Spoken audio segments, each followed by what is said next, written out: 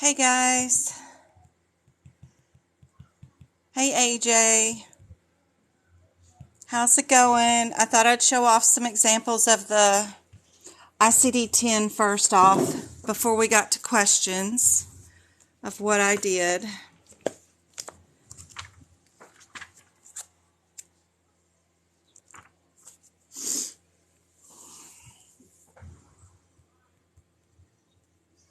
How's everybody's weekend? It's been crazy week here for me. I started some college classes too, guys. I'm like going crazy. I'd like to finish up the master's and then do a PhD in auditing. I think would be really fun. And I met a lady who does have her PhD in auditing, and when she comes into a building, everybody's scared to death of her. I want that kind of power. That would be fun. So, I don't know. And now you have the ability to do a lot of this stuff online now, so instead of having to go to the classes. So if I can manage it, I'll finish up a few classes that I need to get, and we'll see. We'll see if I can manage it in between all this other stuff I'm doing. But I didn't start off very well. One class was, the very first week of your college classes, they give you this syllabus exam. Halfway through the exam, it stopped, and I'm not quite sure why. I didn't even get to finish the rest of the questions. So I made a 50% on the syllabus quiz. So I'm like, oh, this is not going to bode well for any kind of college class. But the professor reset the exam and let me take it again. I'm not quite sure what happened. I didn't even get to see the last part of the exam. Maybe it's timed. I have no idea. But, I take my time with questions. I audit everything, but it's simple stuff like, is my name misspelled? Or, when is late work ever accepted? Never. Those kind of silly questions that they ask for the syllabus exam. But I can't even pass that, so I may just end up dropping it. But we'll see. Oh.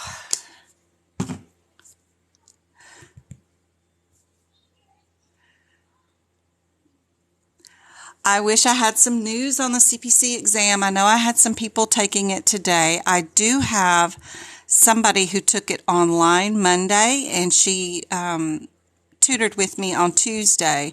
I'm not sure if she already knew that she hadn't passed or she just wanted tutoring, but I tutored her on Tuesday, and some of the questions that I was quizzing her on actually happened to be questions that were on her exam Monday. So I have 3 of those actual questions, so that's pretty cool. So apparently they have not changed their pool of questions and rewritten them, so that's good info.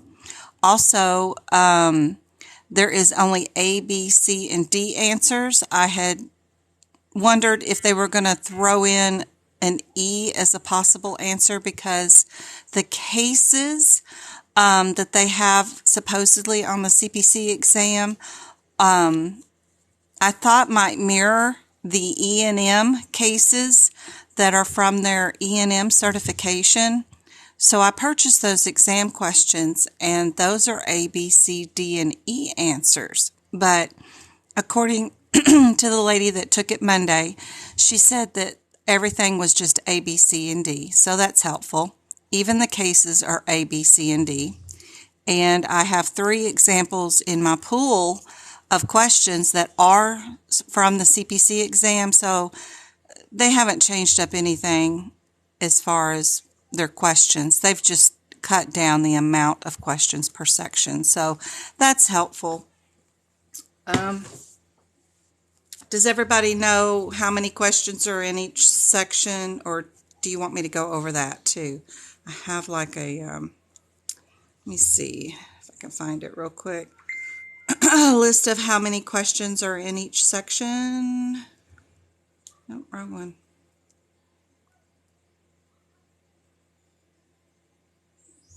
I know it's around that date. Here we go.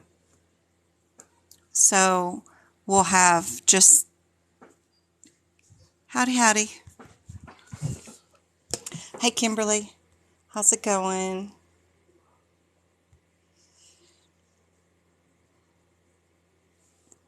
So we'll have about 7 questions about guidelines. We'll have 6 questions per section in the CPT book, and then 4 questions in anesthesia, 6 questions in radiology. Lab and path will be 6 questions, so is medicine. ICD10 is only going to be 5 questions. HitPix is just going to be 3. We'll throw 3 more regulatory questions in there. Oh, I wish it would quit recognizing my fingerprints because that's not helpful. Only 6. Yep, I already went over that. 4 for medical terminology, so that's great. Love it. 4 for anatomy. 3 on HitPix, and then those 10 cases at the end. And they're all going to be A, B, C, or D. And mostly of those are mostly about E&M, but then they might ask you, like, well, what if we saw this patient but we added in a wart? What modifier would we use? And then they might ask you, what CPT code would you use for the wart? So something simple that they might add in on the bottom. But not too bad. I think this is going to help everybody passing for sure. I think that's going to be super helpful. I still think it's about 10 questions too long. I think the guidelines could be trimmed down some. And if they did 5 questions each here in all these areas, lab, path, medicine, and all the sections, it would be about right. Because even for an RN, the nursing NCLEX or the MD's questions to be a physician, the most they get is around 80 to 85 questions. So we are still well over most certification or any kind of national recognized profession for sure. But that's okay. We'll take what we can get. We got 1/3 of it off, so that's good.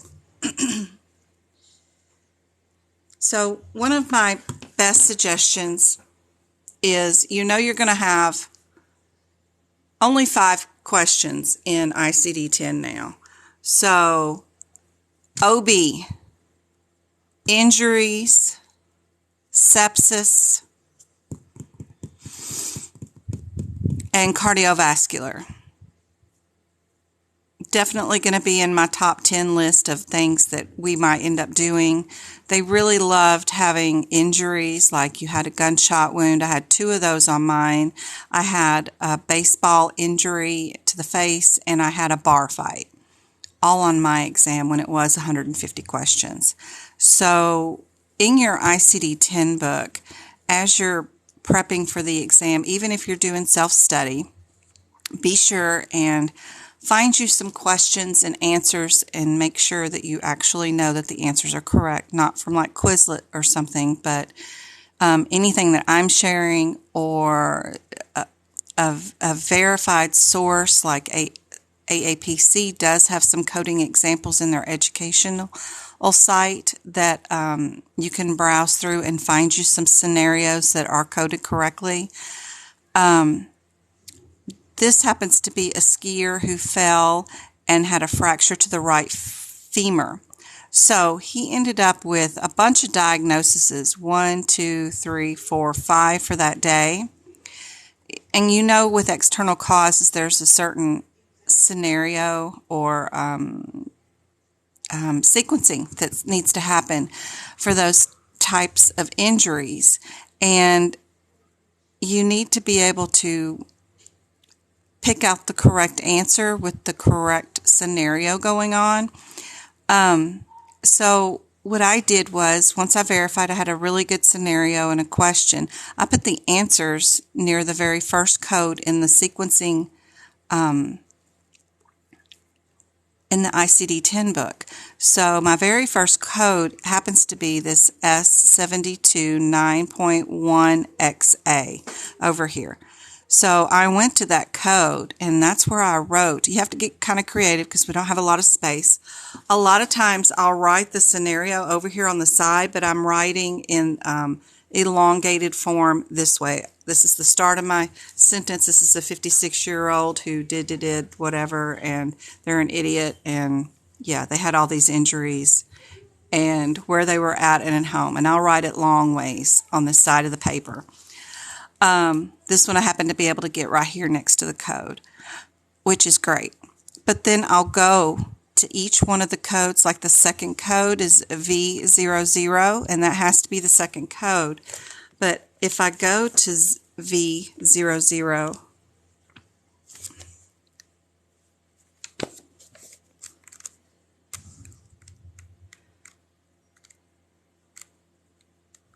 A, B, C, D, E, F, yeah, you got to know your alphabet. And I've seen people bring rulers in from the 99-cent store that have the alphabet on it. Not that you can't remember, it's just you don't want to be singing to yourself the alphabet the entire time you're at your exam. Anyway, so I'll go to V00321, and you'll see on this page that I have still in red, the same color, example on page 1066. So if I go back to 1066, which is this page right here that I was originally on, it shows me what the scenario is. And I can go to any one of them, and they'll all be in red, and it'll say just simply that, example on this page. That way, if I do have an injury and I get confused about which one might go first, which code, I have real coding examples right there in front. Also, if you go to the beginning of chapters, get another book out real quick.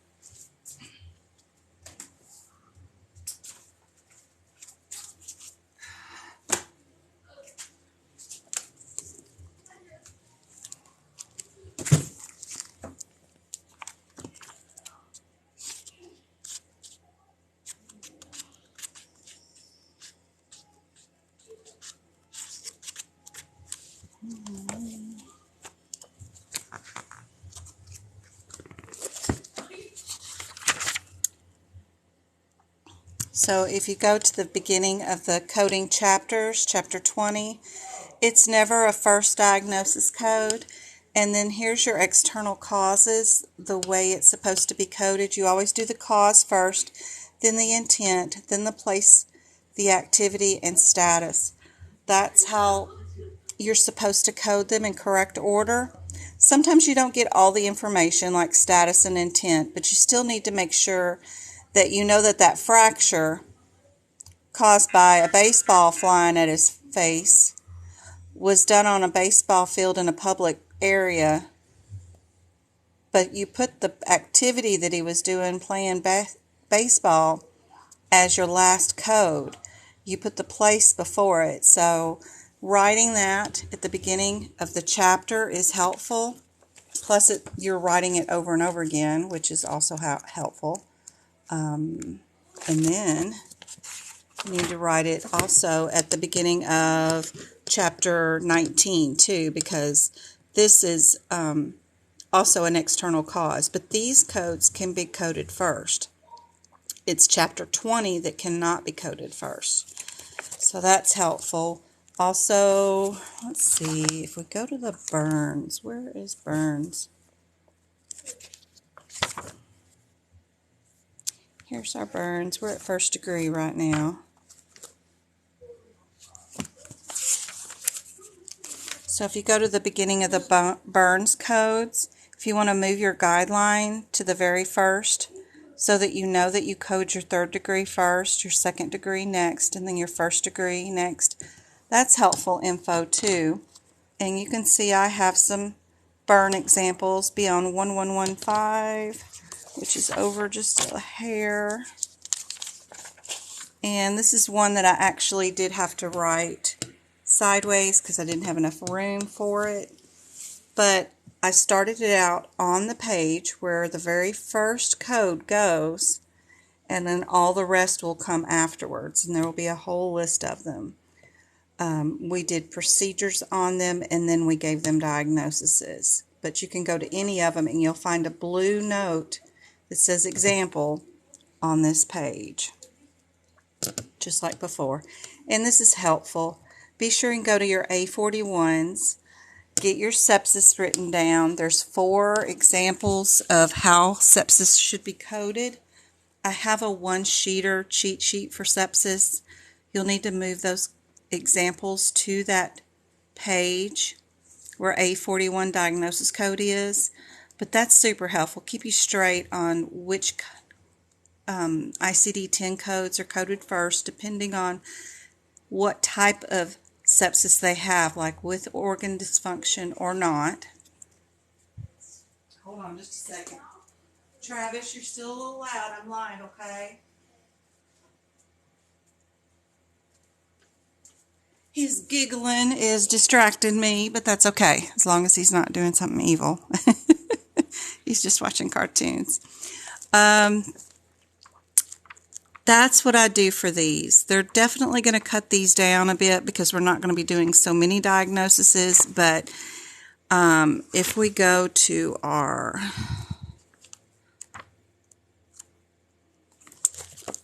I still think that they are definitely going to pick up on CKD, you know. They're going to want to utilize multi-symptom diseases, I bet, to try to confuse you. So, let's see. Go to this one. Yeah, I've got lots of examples where my CKD would have been second or third diagnosis in any kind of scenario. But moving the examples to CKD, or at least referencing where the original is going to be. Like I have an example right here with acute kidney failure on 454, and it'll be in green. So I can go to 454.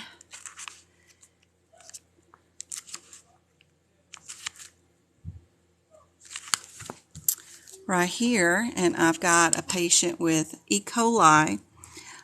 He had left hydrocephalus, right hemorrhagic cyst also. Good gracious, pretty sick. But that's super helpful in what I do with my diagnoses. Now, if you're going to code like, you know, in a practice or you're taking a class, what I also do is I go to, and just in case you didn't know, there's multiple indexes in the front. There's the alphabetic that everybody knows and uses. Then there's a cancer one where they divide up all the cancers in neoplasms and do another index for them. But then there's one more index back here, and that's for external causes. And there's not any dividers. Like, see, this is all gray. And you wouldn't know it was here unless a teacher or somebody told you. But these are the external causes.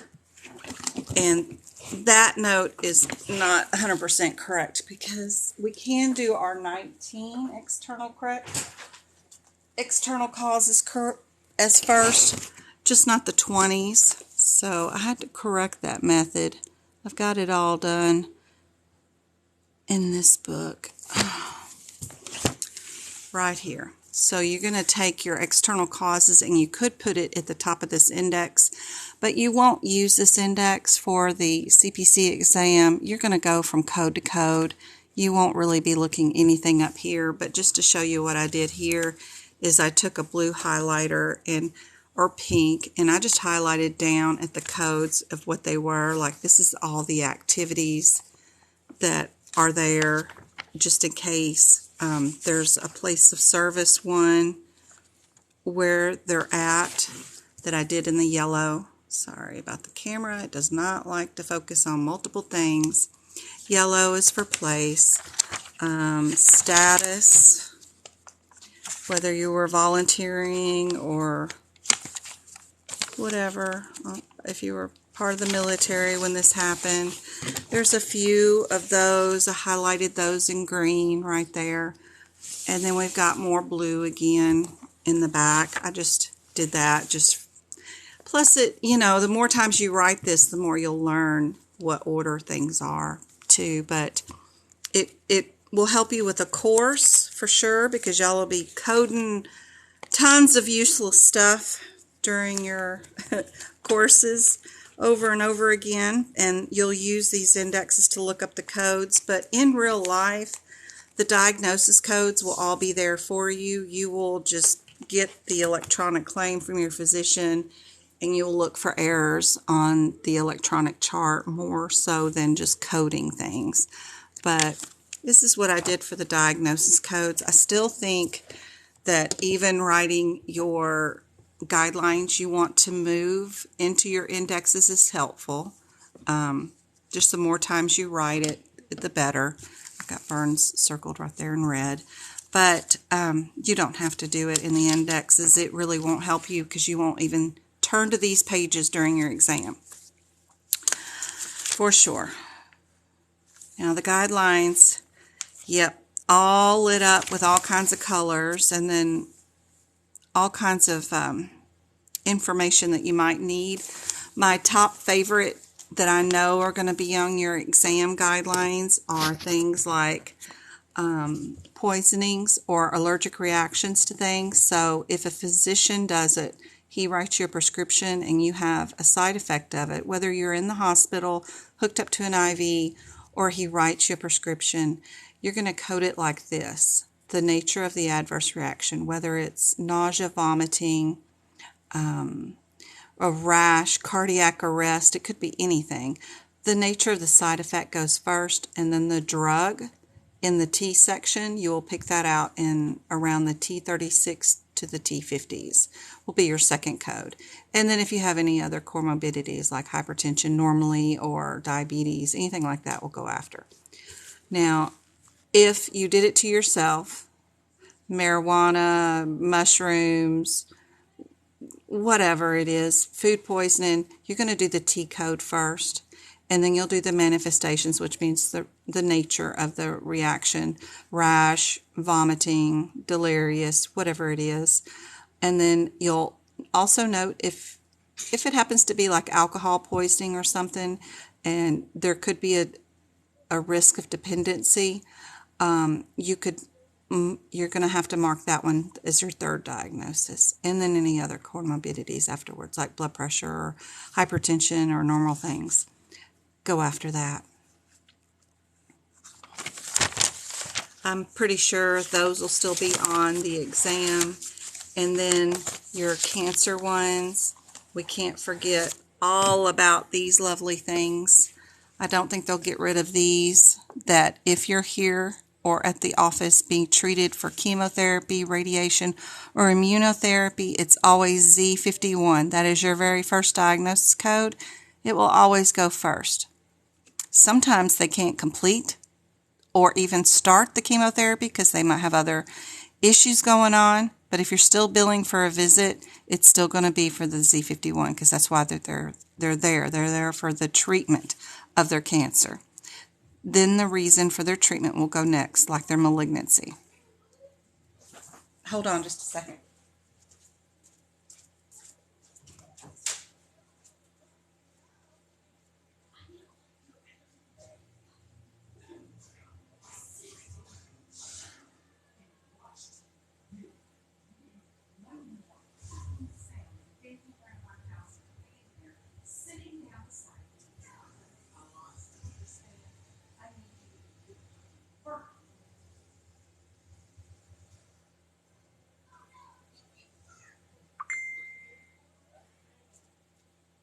James' trash can is full.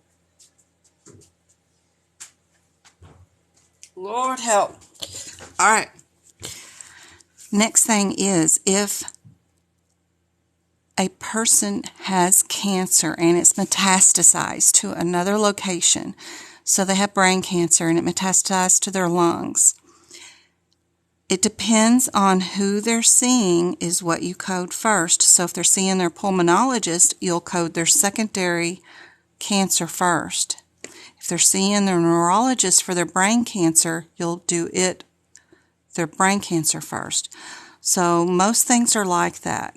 You could be pregnant and go to the ER for dropping a block of ice on your toe, which I've done boating, and if you have a fractured toe, that's what you're going to be diagnosing first, not the pregnancy. So many things are like that. If you're in the ER and you're being seen for your broken toe, your pregnancy is secondary. As long as you didn't injure the baby or fall or anything like that on your stomach, you just drop something on your toe and you're in a lot of pain. The baby did not get injured in any way, shape, or form. You're going to be seen for that fractured toe. And that's what they're going to diagnose you with as your very first diagnosis code. Same thing with malignancies. Now, if you have anemia due to a malignancy, you are going to code the malignancy first and then anemia. Now, if you get dehydrated because of a malignancy, it's in reverse order. The dehydration goes first and then the malignancy is second. I recommend taking these, just little scenarios, writing them next to the diagnosis codes. Go to dehydration and write this. If one little scenario about it being a malignancy caused the dehydration, dehydration goes first. But then I go to the beginning of the C codes. Here in your diagnosis area, just go to the very beginning of chapter 2. Is that your cancer codes? I think it is, chapter 2. Chapter 2. Yep, is your neoplasms. Go right here and write all 5 of these little scenarios, just little things, like if they're dehydrated, put dehydrated first, and then cancer next.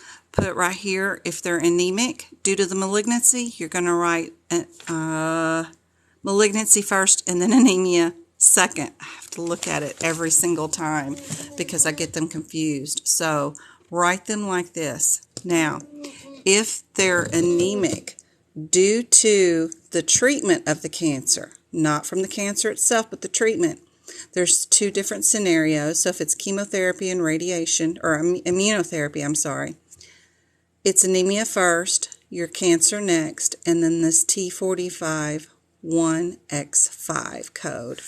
If it's due to the radiation, it's anemia, then the cancer, then a Y code for that scenario. But write those over there at chapter 2, the very beginning of your chapter.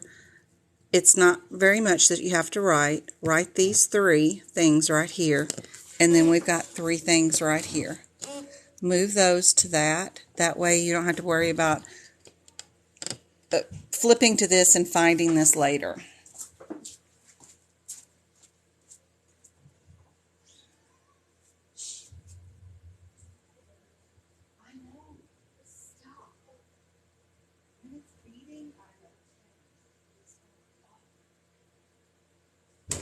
Please stop. They're distracting me like crazy. Crazy. They've been cooped up. James has a cough, so he could go outside and play. So now at the end of the day, they have all this testosterone to try to get rid of and nowhere for it to go. Y'all know how kids are. Can we make our tabs? Don't tab your books. Don't tab anything. They will get in your way. I don't tab anything. That's a waste of time. Leave them in the front of the book. When you've seen me do these practice exam questions. We're going straight to the answers, and the answers are either a diagnosis code or a CPT code. You're looking at numbers. I'm looking at, is A41.9 my diagnosis code, or is it A49.823? All I'm doing is running to a number. That's all I'm doing, is going to go look straight for a number. And those tabs are going to be in your way. You trying to flip through this, they're just going to be in your way. I promise, guarantee you, there's no reason to tab any of your books. No reason at all. Don't tab your books. It's going to get in your way. And it slows you down from other prep work that you could be doing, like moving these guidelines to the actual codes that you need to have the info down at. Don't forget, if you are stuck on an anatomy question, that your ICD-10 book has tons of information for you. I completely forgot what was in the ICD-10 book when I took mine, but one of the things they asked me about is which one of these lesser, they use that word, lesser vestibular structures is for the female reproductive organ system. They had Schetsky's glands, they had Bartholon's greater, they had the Bartholons, but see, that's greater, it's not lesser. They had that answer, and then they had two more things that were male glands, not female glands. And I didn't know where to look up the answer. And I did OB and delivery for a decade. And plus I'm a female, so I felt pretty dumb. But don't forget about your, all these courses and things people sell you. These books have a lot of information, and this is where AAPC gets their questions from. It could be anywhere in one of these books, but the ICD-10 book does a great job of putting a lot of anatomy here. They'll start out on a cellular level and tell you how the organ or system is developed and what it does. And then it'll tell you about the diseases that you can get and the disease processes in those. Does a wonderful job, and this is where they get their exam questions from. So even just not having to take a course, but moving this information to the CPT book is pretty cool, because we have most of our CPC exam is going to be in this book, except for 5 questions for ICD-10. So what I like to do is go to the body part that we might be in question, and they have it labeled, and then write down the function of each one of those body parts. What does it do for the body? For the brain, like what does the medulla do for the body? What does this part of the ear do for the body? What does each one of these little things do? And that will help you out more than anything else, is just moving that kind of information to the anatomy section. And yes, of course, please write down that SKENE, however you pronounce it, is a lesser vesta whatever gland of the female reproductive order. So go write that at the female part. I don't have that section done here yet in the in this CPT book, but I have it in the other, in last year's. I still gotta do our females, but this page right here, if you don't have SKENE down and that it's a lesser V thing, I'm just telling you, super helpful to add that there. Absolutely. Any pictures that are anatomy, anything that you can do about writing more information about what it is. So your hypo, CHIUM, whatever that is, that's the white part of the nail bed, or not the bed, but the nail that comes out. It's thickened, and it helps to secure the nail to the finger. Anything like that is super helpful for the CPC exam, because you never know what anatomy question they're going to pick. But it's from one of these books, absolutely, for sure. Let me check messages and see what's going on here. Thank you for the follow. I hope I can help you with your medical coding career. Hope everybody's having a good time. I'm still working on building up the website. Whoever I picked for this website design seems to have me doing all the work, but they're telling me what needs to be done and putting it into an outline form where I have homework and build the site this way, which is good so that I'm not just turning it over and having somebody else do it all. But I wish it would move a lot faster because I just really want this done so that we can, because I've got so much shared information and then people can't see it in an organized fashion and get it all out there for everybody. So working on it on that particular part. But no, I don't think you can use fake tabs, like you got to buy tabs if your question is needing to be answered. But look, all mine are still in the front of the book. Just leave them there. You're just going to be going from number to number. They're all going to be in your way. Promise. All right. What is times 2? So times 2 goes with all the codes that are the plus symbols. So anything that does not have a plus symbol in it does not get a times 2. You either report it twice and add a modifier to it, but these are the ones that are always timed. Always. And it is very unlikely, by the way, and I'll put it over here on my notes. If you want a copy of the notes, there's a link in bio for the store, but do not use modifiers 50 or 51 on any of your add-on codes. If bilateral with add-on code, you just fill the number twice. So anything with a plus symbol in front of it, those are all times. You do times by them.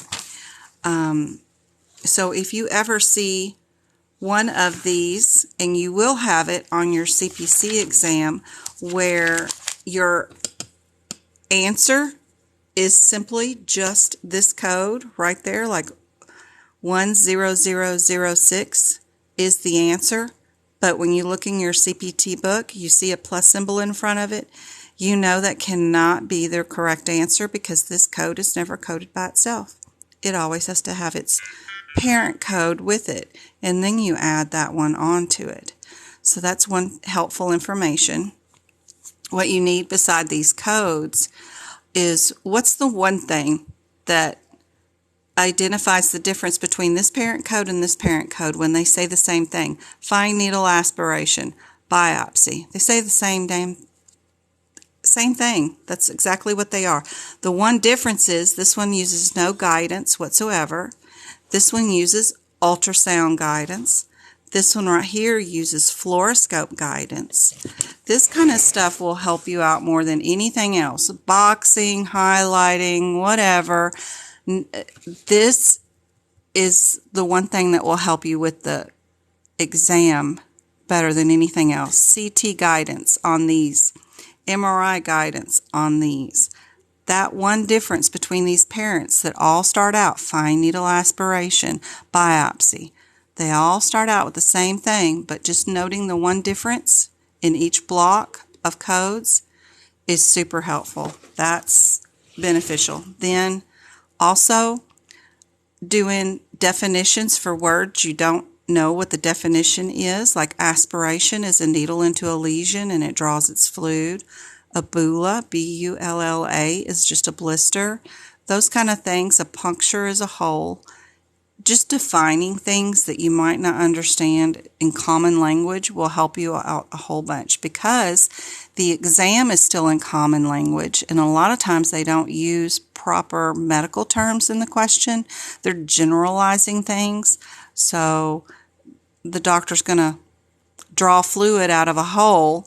That might be all that you get. So draw was the only word that might match. You probably won't get aspiration and all that fancy terms. You'll get more of a generalized terms. So that's helpful right there. Let me check out some more questions. I hope that helps about the times 2. How many we got on? Only 11? Usually there's about 16 of you. What's tonight? Tonight's Saturday night, though. Maybe it's date night. I'm not sure. A lot of times I go live on Friday, but I was driving back from Phoenix last night, so crazy drive.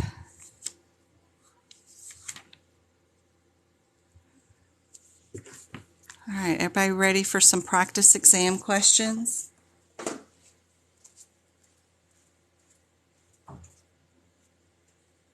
You're still so bad. Try this. Let's get something to drink.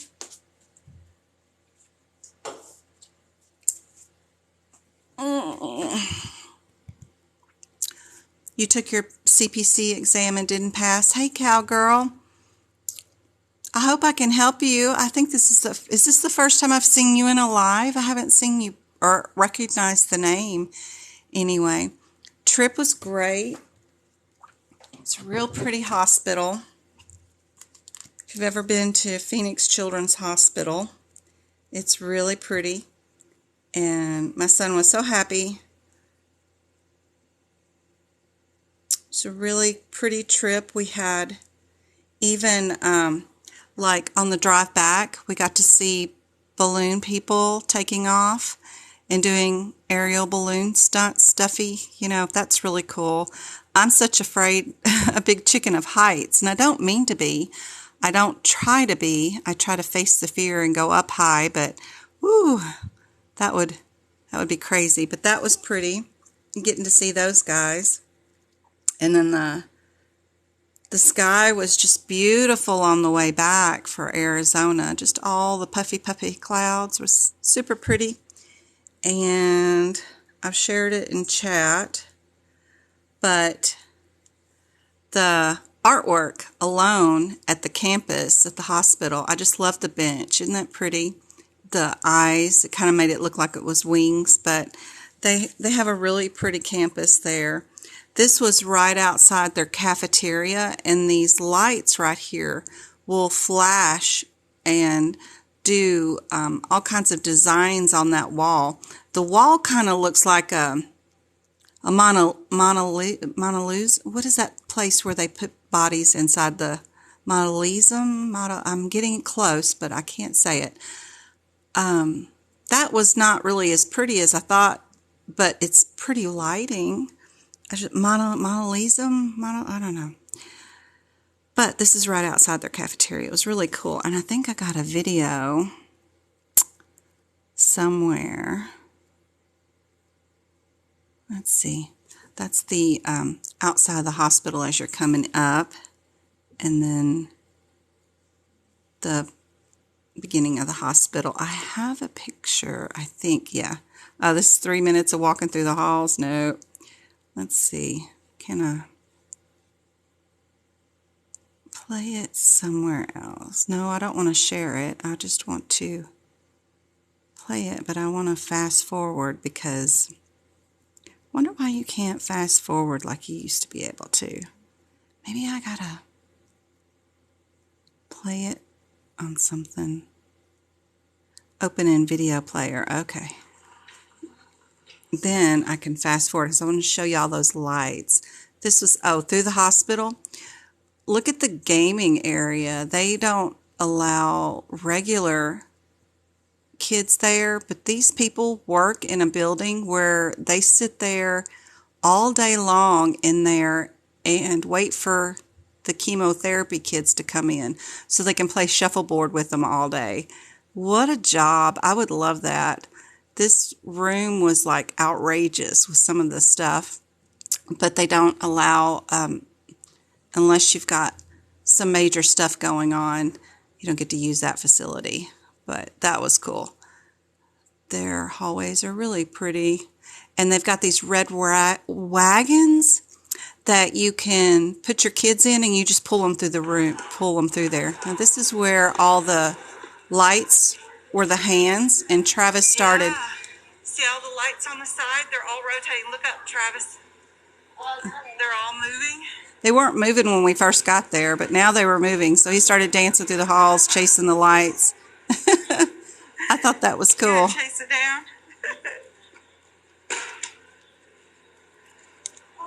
But real pretty facility. But I'd love to play ping pong with the kids all day.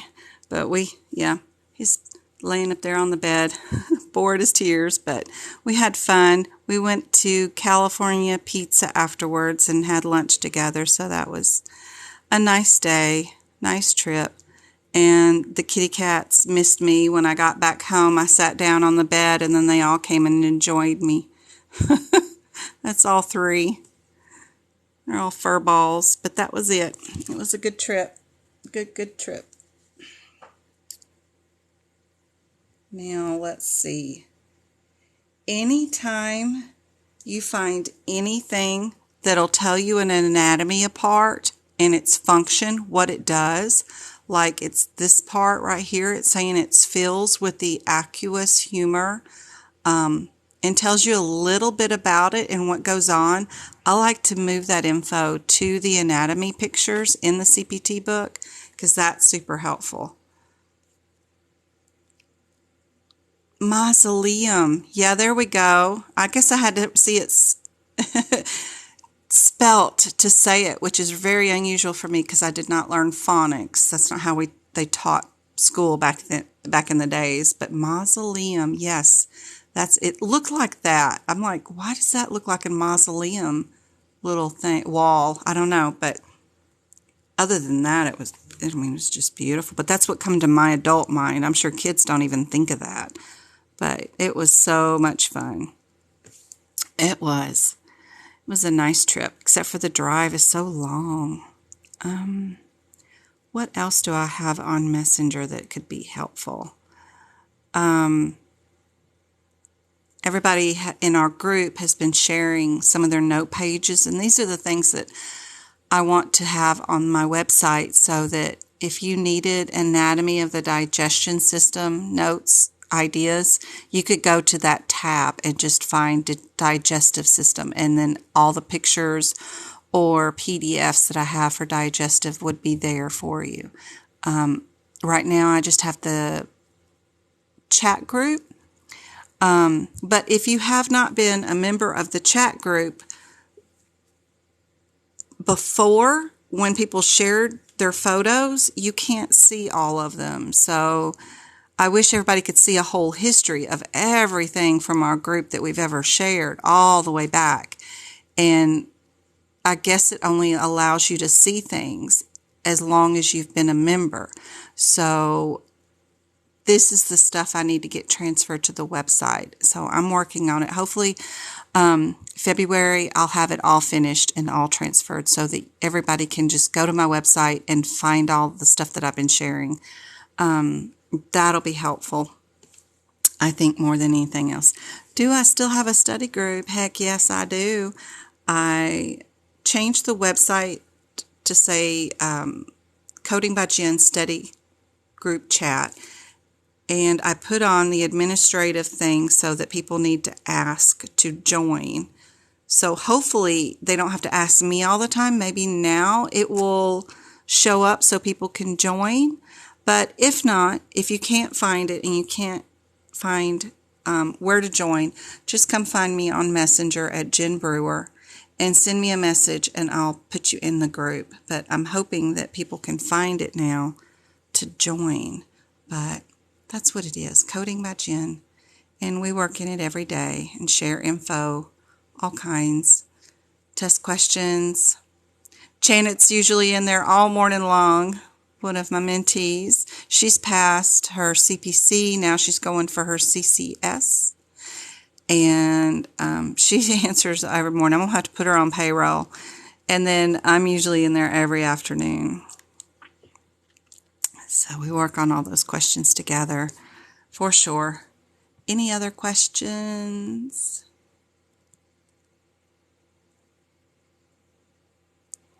But Cowgirl, you got to show up in our chat room. Plus, keep watching my lives. I have repost of all these lives on YouTube right now. I'm going to be moving all of them to my website too, so that they're all in one location. I'm not having to send people everywhere to look for things. But definitely come find me on YouTube at Coding by Jen. I didn't realize that I should have put the medical before it because I got a lot of nerds coming to me about regular coding. But yeah, that's helpful for sure, is watching all the repeat lives, but they are like 2 to 3 hours long.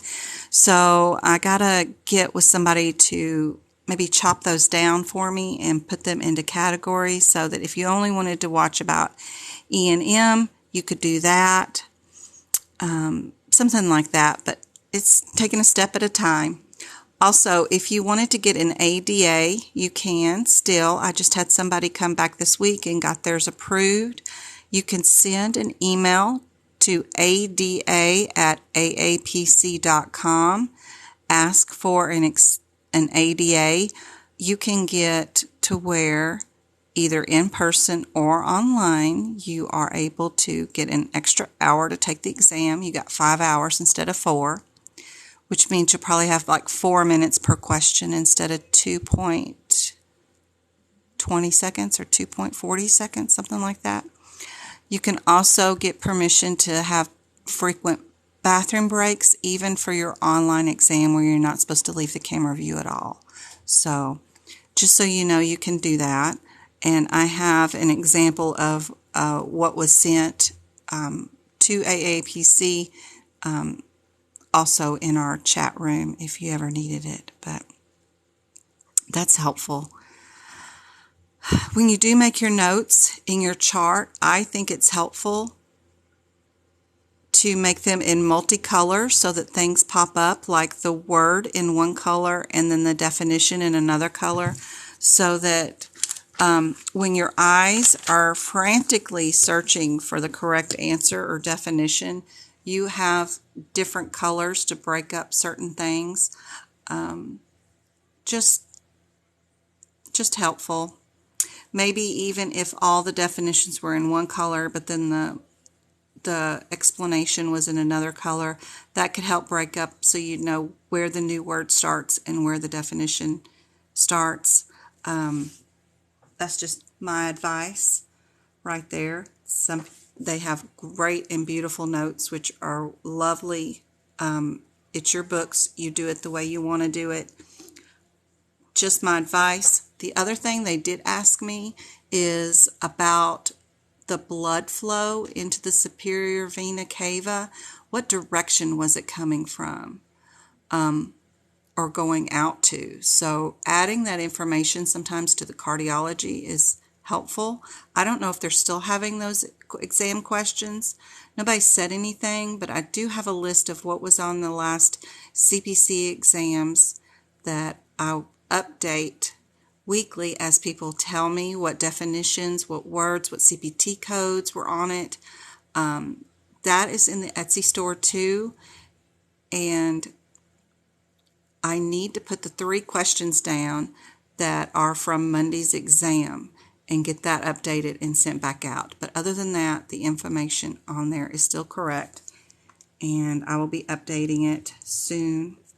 Anything that you can find that'll tell you a body part and its function, I love adding that to the CPT book. Absolutely. If you need to know where everything's at, that's the website that you can do schedule for tutoring if you want one-on-one. I recommend your book's prepped and you're ready to take your CPC exam and you want to know if you're ready to pass or not. Join me in a one-on-one tutoring and we'll find out if you're ready for the exam or not.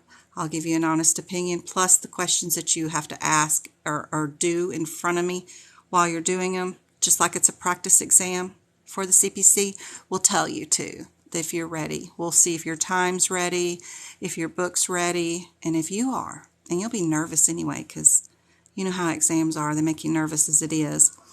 But that will let you know whether you're ready for the exam or not, or if you need to take another month and postpone it or something. So that's super helpful. You can schedule that there on my website.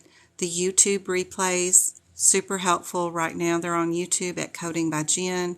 Y'all know where TikTok is. Messenger, come find me at Jen Brewer if you want to be part of our chat group. And then notes and stuff are on Etsy, for sure. And who's messaging me now? Got somebody else requesting to join our lovely group. Yay. Hey. All right, Catherine, I'll get you as soon as the live is over with. Let's practice some questions and see if y'all are ready. You got your CPT books out and your diagnosis books. Where's my mouse? Where's my mouse? All right, let me bring up what I got going on tonight. We'll do some cases because I know cases are scaring everybody. And I got some cool E&M ones right now. So, some new questions y'all have not seen yet for today too.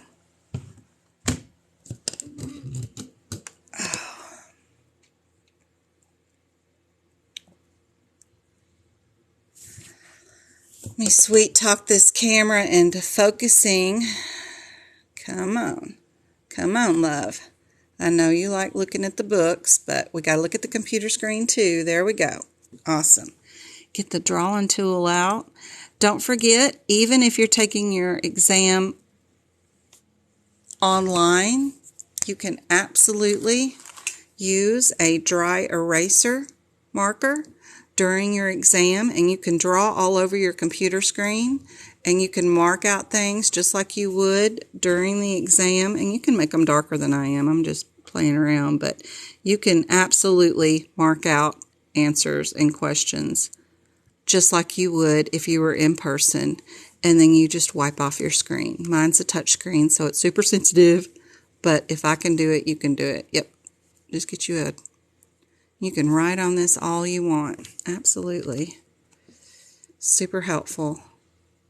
I just use a generic dry erase board. So if you're going to take it at home, online, you can still cross out answers. Just like I've been doing. I still got black marks on here. Okay.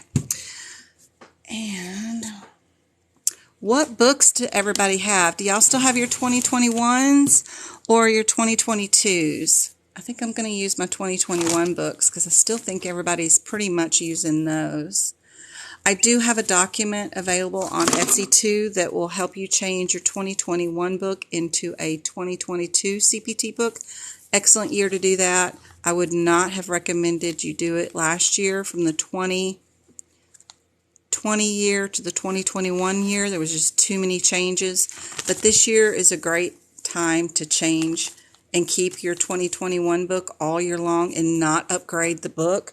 I know AAPC and your exam teachers are going to pressure you and try to get you to buy an upgraded book, but you absolutely do not have to, and you do and are allowed for the AAPC CPC exam to keep and use your books for an extra year. Like I took my exam for CPC in 2019 and I used my 2018 book. I am not kidding. And they were like, you should have an updated book. I'm like, I know, I realize. I don't need it. I'm going to pass. Don't you worry about me. Not one bit.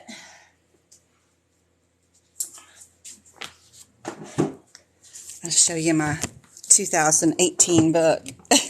I mean, I'm seriously got all these books, but things that you can write in your book absolutely are your government information, anything that will be part of your regulatory information that you need for the exam.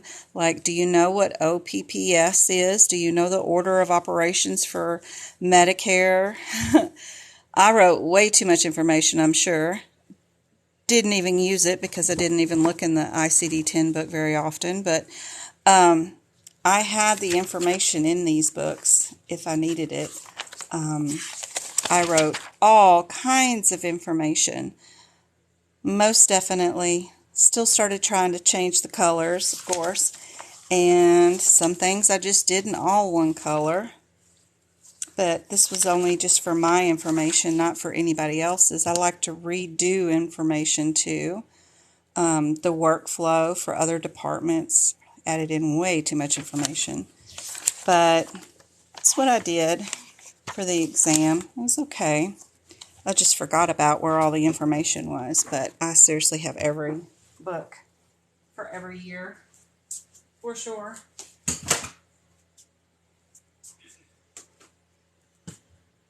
But you can absolutely use your 2021 books all year for 2022. If you go into exam year 2023, you can't use your 2021s, but you can absolutely use them for right now. Oh, I was trying to move these books around. Oh my gosh, they're so huge. This is another year's version of books for ICD. I did a lot of anatomy. This is where I did the heart and stuff. I like to practice making sure that everything's written up for auditing purposes. It was just helpful to have for sure. But writing in your ICD-10 book is definitely not helpful for any of your CPC exams or anything like that, because it's just, you're going to forget it's here, and you're not in this book very often at all.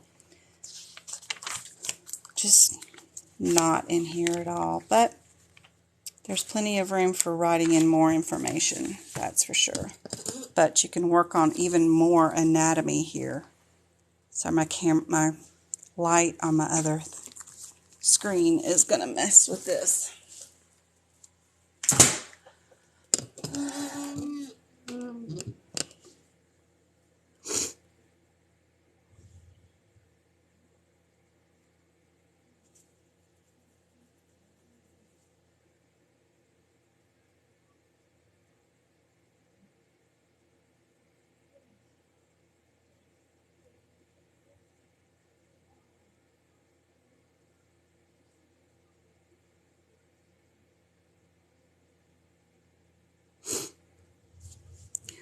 Those are dry erase markers. Yep, those are dry erase markers. I don't know, you can't see because the dang computer screen highlights it out. But yep, you can absolutely use these on your online exam to mark out things. Yep. And then just wipe it off. And then still, whoops, I got my drawing tool on, so that won't help. Let me erase that. Let's go up here to some of these other questions. It won't affect the screen at all. Super helpful. What you do to update is I have a PDF document that you'll take and get off of Etsy, and it'll show you. It'll tell you, like, go to page 19, for example. And what they deleted for 2022 is this one sentence on this one CPT code, 99211. If you delete that sentence, then that makes this 99211 compliant for 2022. Then you've got a new code to add, and I'll tell you what page on that document on Etsy. It'll tell you to go to the next page. Let me find it real quick. It's back here in the fours. You'll go to page 63, and you're going to add a child code to this code. So 99491 gets a child code, which is a plus code.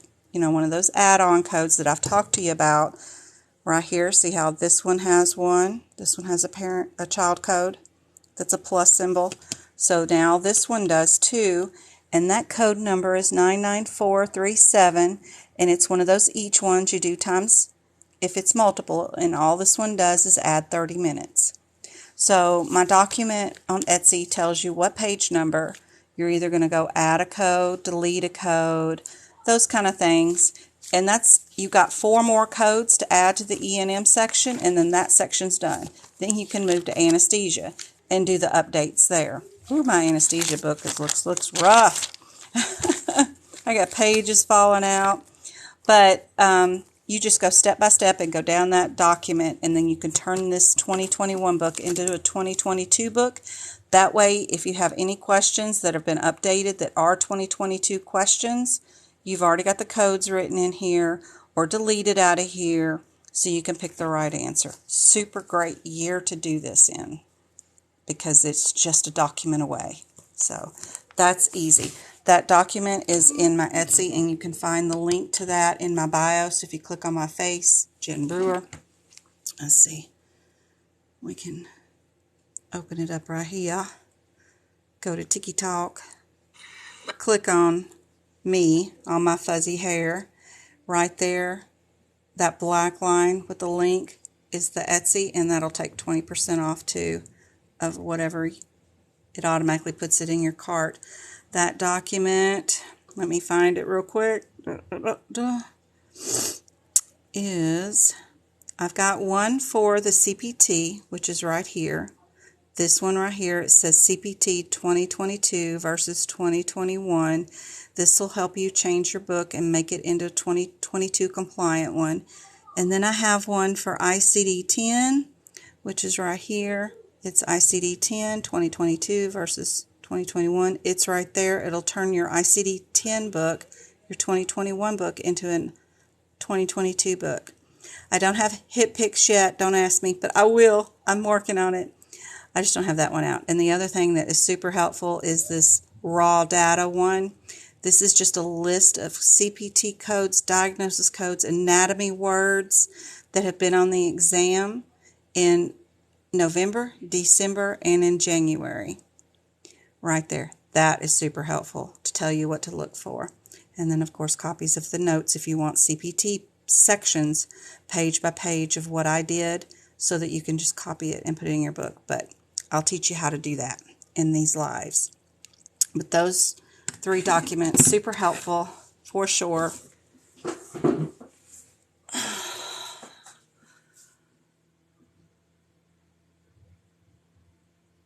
For in-person, you can draw on your booklet that is the exam questions, and you'll be turning pages because it's a booklet, and then you can draw on it with your pencil or pen, whatever you bring with you. So a lot of people don't want to take their exam online because they're going to miss out.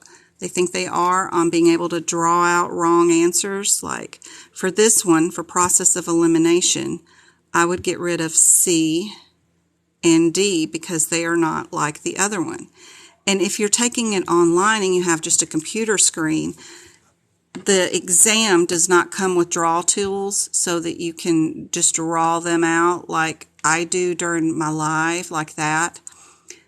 So people try to schedule it in person just so that they can eliminate wrong answers and keep a place of where they're at in their exam for that one particular question, because by the time you leave the screen and you go look at the CPT book and then you get codes and then you come back, you got to remember which 2 answers you're keeping and not look at the other ones, and to stay focused. Sometimes it's nice to just be able to block them out.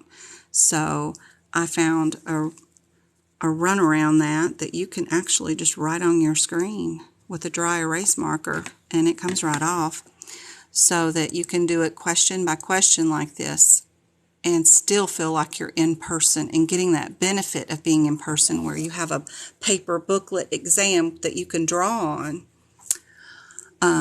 So that's helpful, I think. It's just info. But let's do this question. So for the process of elimination that I teach, all we're doing is only looking at the very first code in the question. We're not looking at what's behind it. The first step is to always look at the first code. And I'm only looking at them as numbers. That's all I'm doing. If I have 2 answers with the same CPT code, oh, great, wonderful. If they're 1 number apart, even better. If they're 20 apart, I think of them as outliers.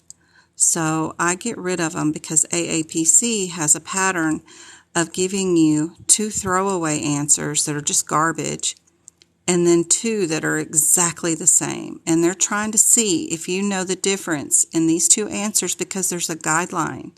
There's something attached to these 2 scenarios here that they want to know if you know or learned.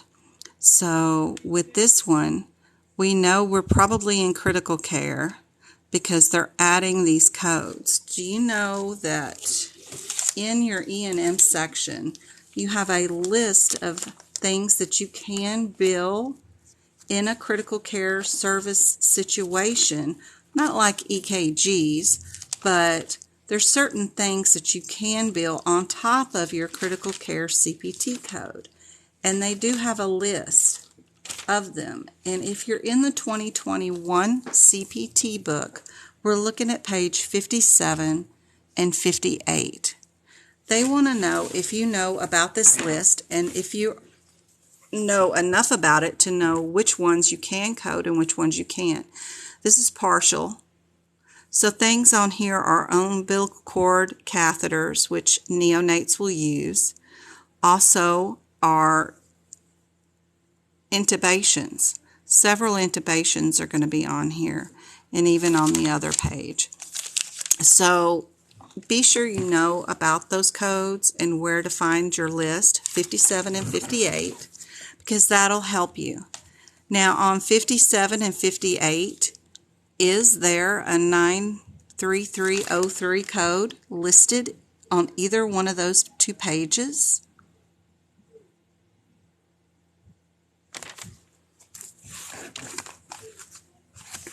Here's the second page of codes. Do we see a 933? It's great that they give us a CPT code with it. Is there a 31500? There is right there for the intubation. What's the other code? 94002.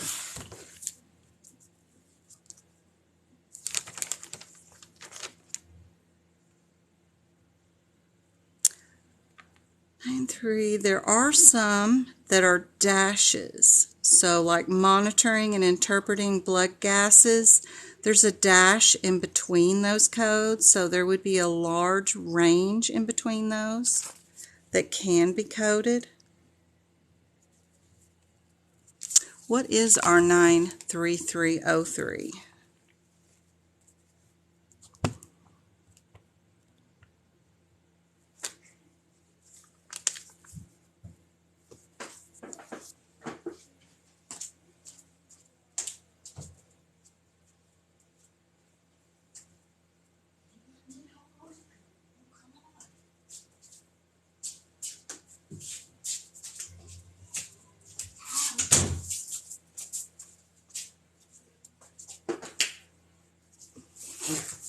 Let's see, 93303.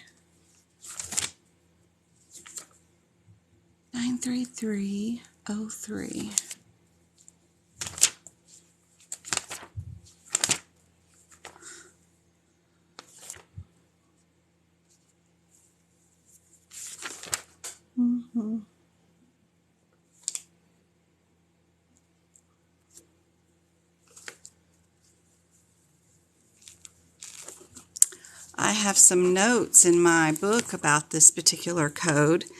If it's going to be done with interpretation, it does need a modifier 26. I do have an example on page 722 because it's a congenital problem. Come on. And it is an echo. So where is my 722 page?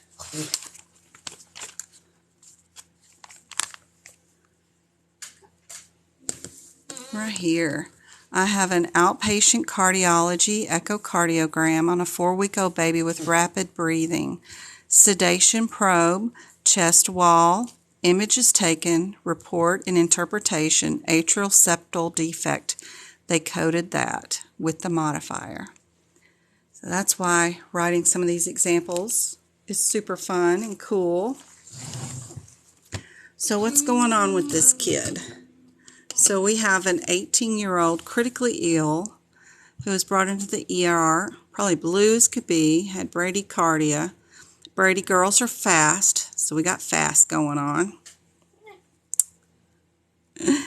And she admitted for critical care and vent management and intubation. And they did an echocardiogram. And the results do show a congenital septal effect. So can we bill? What is the 940002? What's that one? What's that one? 94? You don't know what the 94 is, Travi? You're supposed to be the code king over there, or queen, right? So what's 94002? Are we doing ventilation management on that one?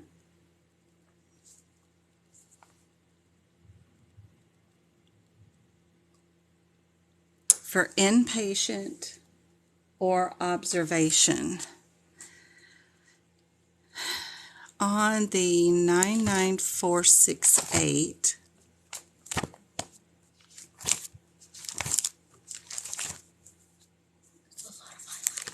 it is a lot of highlighting. Yep. 99468.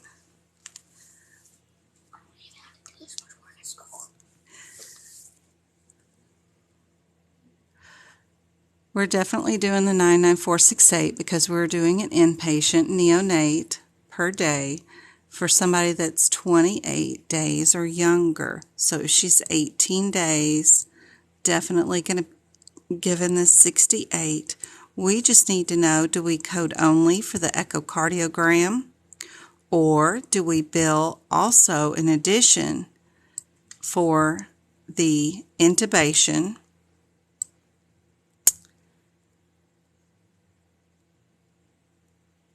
the ventilator management, and the echocardiogram? Or do we just bill for the echocardiogram? What do you guys think?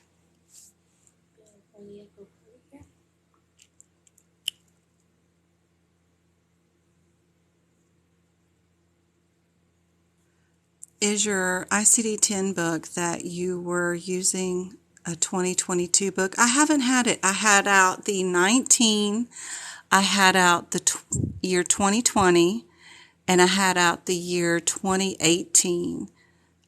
The two books, my 2021 and my 2022, I haven't shown you tonight. They're here too. I just playing around. Some of my years have some information in it. Some years have other information in it because I was doing it for my own collective information. But I really need to get 1 year completed with all the information that I'd like to have in it. But I was just showing off a bunch of years. Yes, I do have information on the January exam, and I have some of those exam questions coming up as soon as we're done with this one. You can't see, it's blurry. It's always blurry. Sorry. The codes on 57 can't go with it because it's coded separately. Ventilation management, just the echo. I do have a B with the vent.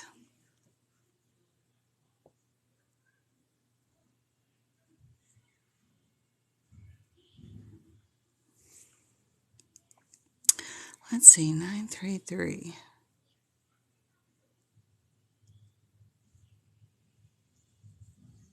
I'm hesitating on this one because I know for a fact we can bill the 31500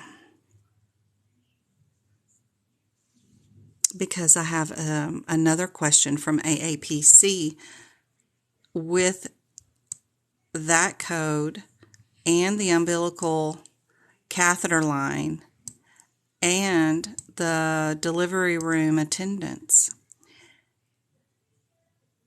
So if I say that we can't do it on this question, that the answer is A, why can I do it on my attendance delivery baby versus being able to do it, not be able to do it with this particular patient? What's the difference? Now the difference is this question did not come from AAPC. It came from somewhere else. Where's my internet pages? I don't know how to find them. How do I find them down here? Show desktop? No, that doesn't help. That doesn't help. That doesn't help. Let's see. So that doesn't help either. That doesn't help. I hate this. Let's see. Why are you here? It's not there either. It's not there. There we go. This came from Coding Prime is the name of the company. And I love their, they have a few little scenarios and they have some descriptions on some of these ER visits that are way in depth. And I just thought that question was interesting, but I didn't work it out before I presented it, and I'm not sure if it's 100% correct or not. So that's my quandary here, is I know with AAPC's questions that I can absolutely use that code. Why are they saying we can't?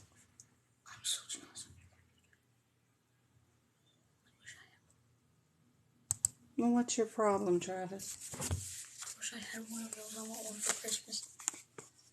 You've got all kinds of stuff you don't ever use. I know. So that website is saying A is the answer. I'm not 100% convinced that it's true because I know I can use those codes with critical care because I've have those questions from AAPC that say you can. Now, ventilation management, I'm not sure of. Now, are they just asking for what the inpatient would be charging, or are they charging the emergency room part? There's NICU versus... See, in AAPC's questions, we started out in the birthing room, and you get to charge for the birthing room stuff. But once you get over to NICU, you don't charge for that stuff. So I'm assuming because this one started out in the emergency room, you don't get to code for your umbilical cord or your intubation. That's part of the emergency room. And you don't get to charge for your ventilation management because it started out in the emergency room. The difference in the AAPC question is that we started out in a birthing room, and birthing room is different than ER. So we also charged a 9-9 visit for the birthing room. This one is only getting the NICU code and no code for where the kids started out. In the AAPC question, we are getting 2 CPT codes that are E&M. So we're getting the birthing room attendants, and then we're getting the NICU. So this question is cool. I hope it's correct. And I'm assuming that it's because I don't have those 2 E&Ms. If we just start out with NICU and the ER, you know we're not going to bill the ER. We're only going to bill NICU, and NICU's ventilation management is absolutely included in NICU.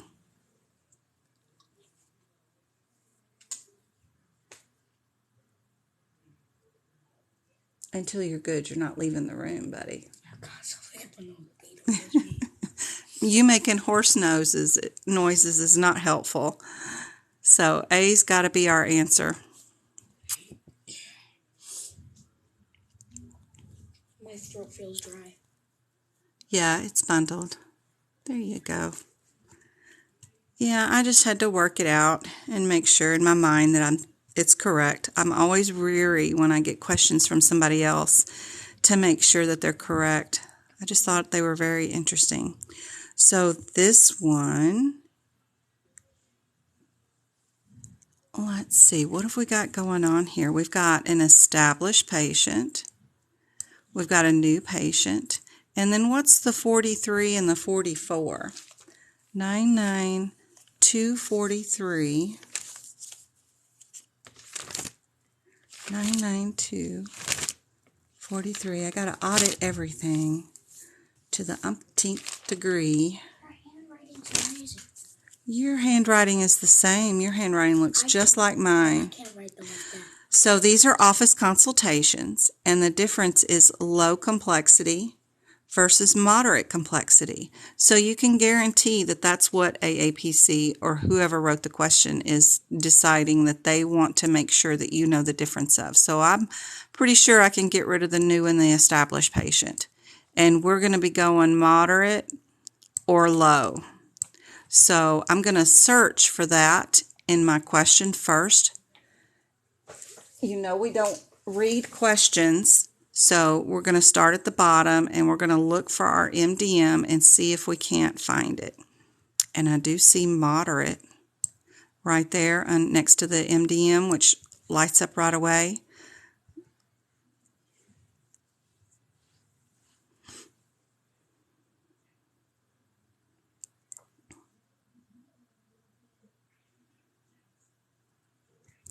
We do have chest pain and palpitations.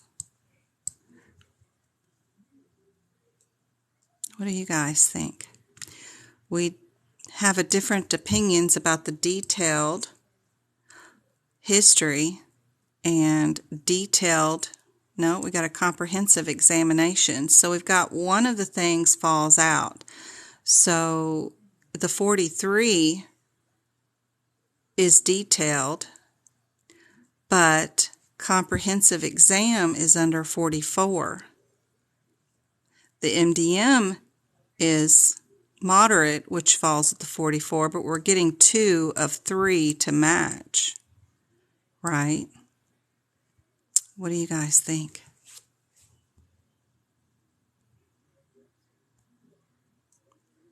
Some people saying A, some people saying C.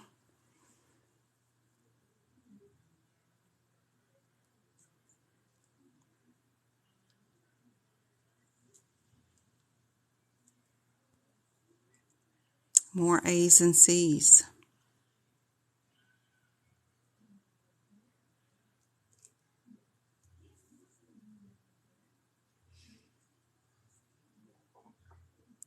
My notes say that we need to have 3 of 3 match. We need to have detailed, and the low match.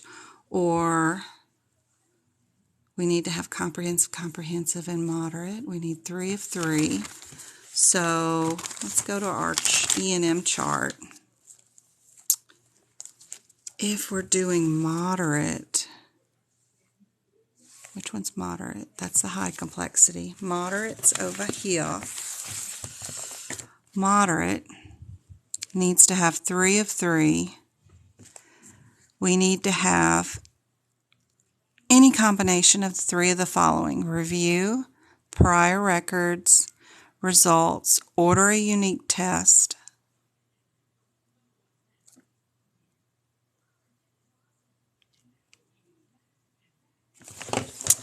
Let's see what our guys said about this patient.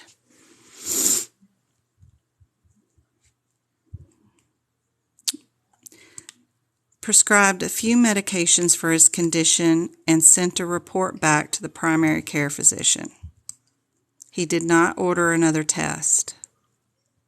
Do you still think he gets the moderate?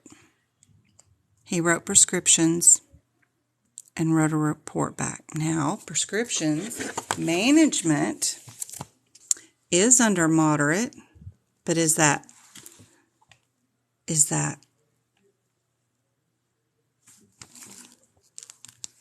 moderate still if they wrote a prescription?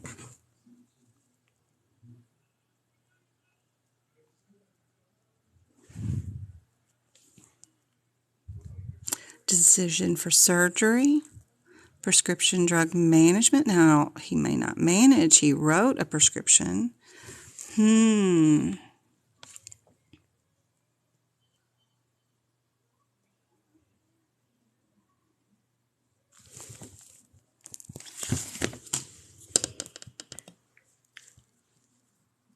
Moderate, moderate, moderate.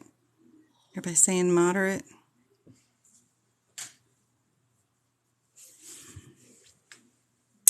Again, they're saying the answer is C, but this didn't come from AAPC. They're saying it's low. I don't have any rationale to go with this. I'm trying to figure out some rationale. They're saying it turned it into low from moderate. All right, that's the only two I had from them. No, I lied. Here's another one. This one will be fun. I like this question. So we've got the 99441 and 442. What are we doing there? 9944.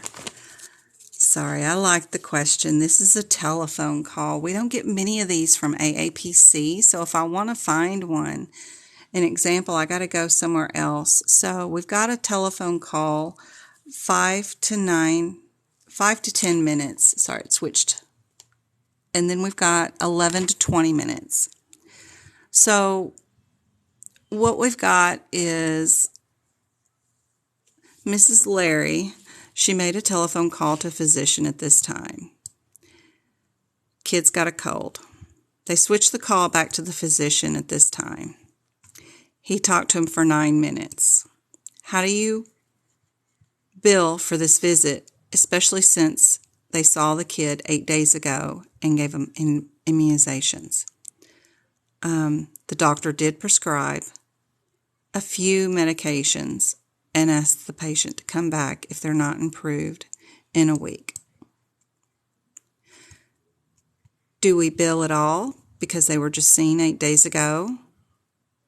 Or if we do bill, which time slot do we put for this 9-minute call? What do you guys think?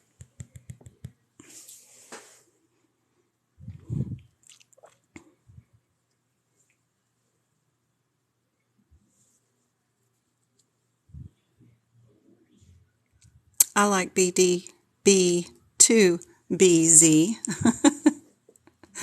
I got caught up on my B's. Yep, I like B2. And B is what they're saying the answer is. So when you see questions like this, don't start with the first time. Make sure that you actually know the only time with the physician can be billed. So all this fluff about the staff doesn't need to be included. Only the physician time. Just make sure you know exactly when the doctor picked up on the phone call and then ended the call. So yeah, that's absolutely correct, and I can explain that one for sure. The rest are all AAPC questions. So these are the questions that were on the exam on Monday. So if you're ready for that, here's one. So we've got just simply this. Don't. It is new patient office visit, established patient office visit, office consultation, and observation.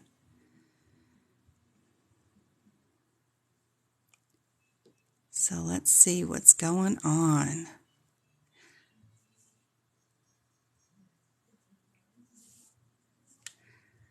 We've got a comprehensive exam, moderate MDM.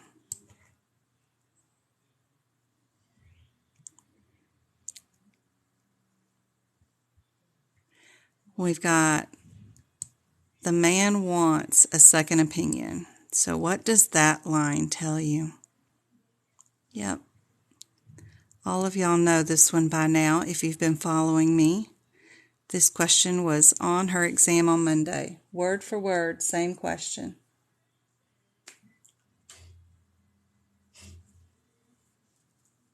You're going to break your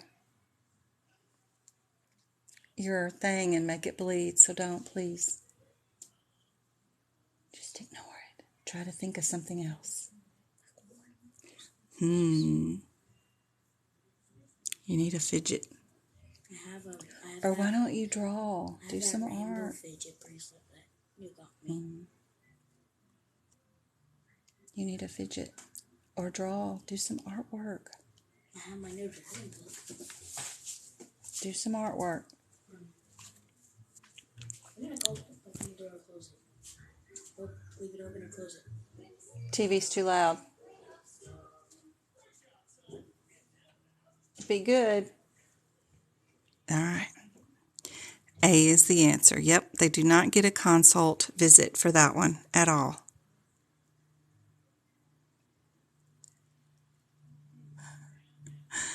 Yep. Tell him to draw us the picture, please, my Lord. Y'all got to see some of this stuff. Hold on just a second. I'll show off this. So proud of him sometimes. He does such good work. Let's see. Where is... Did I do downloads for those? No. Where is... Nope, not there.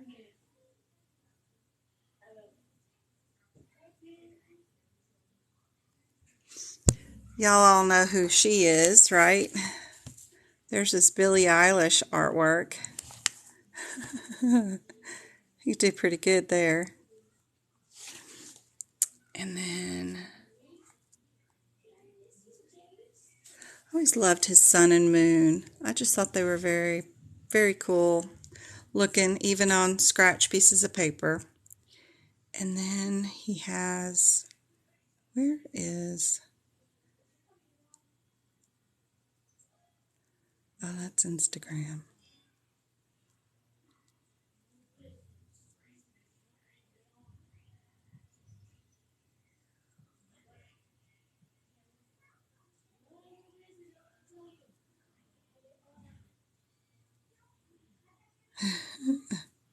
Yeah, it's quite good. I'm looking for the freaking... Where is the...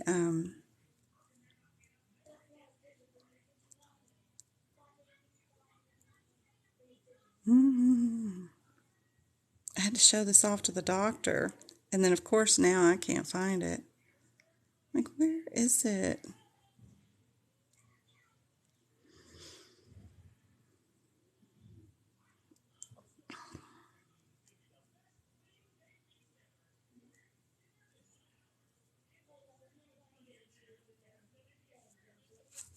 Where did I put it?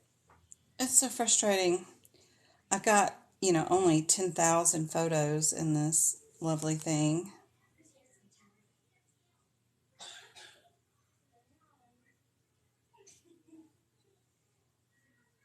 Here's the one I was wanting to show you. Pen and ink. That's pretty amazing right there. Just freehanding something like that. Oh, that's my Travie. I wish he would do more art. He's so good at it. Yep. And that was, gosh, almost 2 years ago. Yeah. Yeah. That was before COVID hit. He's so good. The day I got him, little buddy. He's so cute. He's so cute. My little man.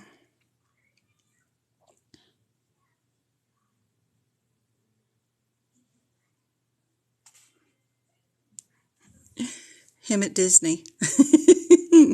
He's a little bitty man wearing them ears like he was just a princess too. He's so cute. Yeah, don't get me started. He's awesome. Awesome kid.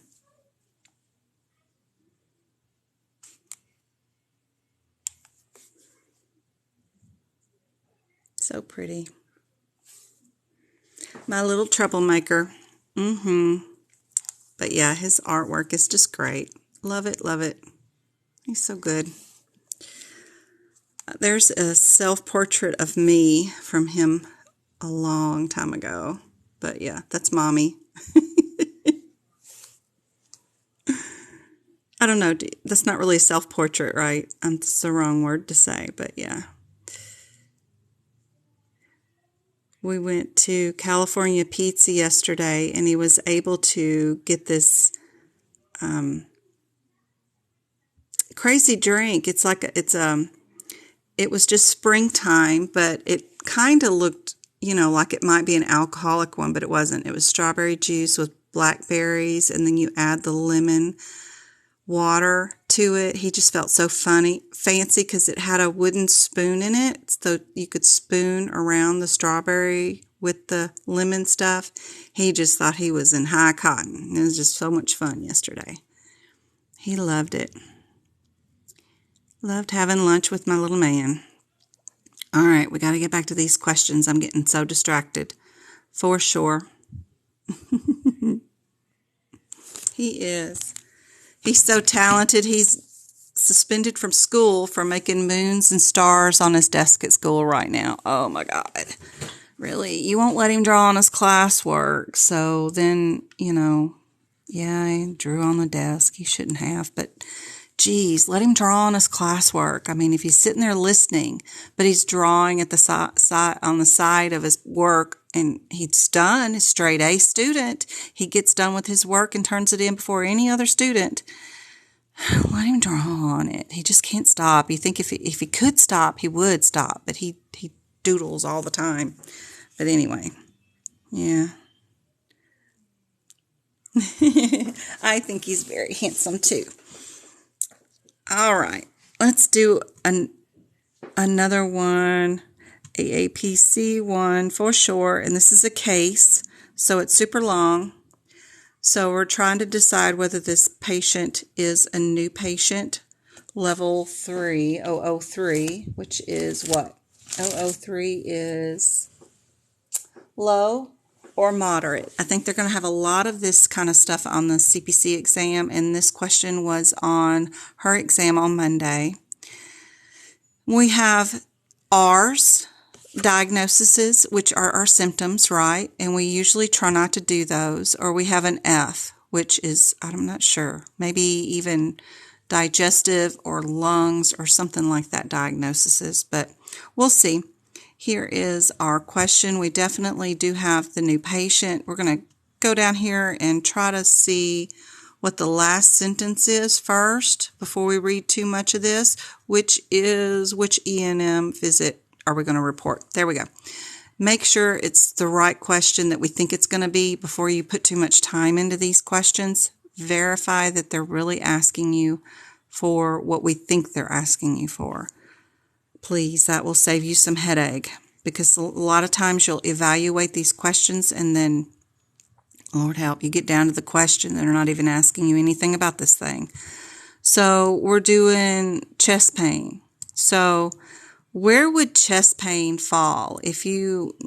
I know many of you may not be clinical, but if you're going to go to the ER and you want immediate attention, what are you going to say? I've got chest pain, because that's going to produce everybody coming. They're going to call a code. They're going to bring you back. They're going to immediately do EKGs, pulse oxes before they even get your name or anything else. They're going to, if they're a hospital worth a darn anyway, by the way. And if your EKG and your pulse ox come back normal, yeah, you're going to go back out in the waiting room and sit and wait for a decade. But any of them are going to do an immediate assessment of that, and which, in my opinion, automatically shoots you up to an 04, right? If you think about that kind of stuff, it's going to get the most attention, right? So, in my thinking, I can easily get rid of the 03s. That's not going to be a low. Anytime they say chest, you're going to get, yep. And then you just need to figure out what your diagnosis is for that day. Yep. So right down here at the bottom, we've got no real diagnosis other than he gave him a prescription to relieve his chest pain. That's it. That's all we get. And that is definitely just a symptom, is chest pain. It's not a real diagnosis. So, yep, confidently you can say D, I mean. Sorry. Dyslexia moment, for sure. Yep. So all you needed to know for this one was why they were here, verify your question, and then look for the final thing. What did they call this? Just chest pain.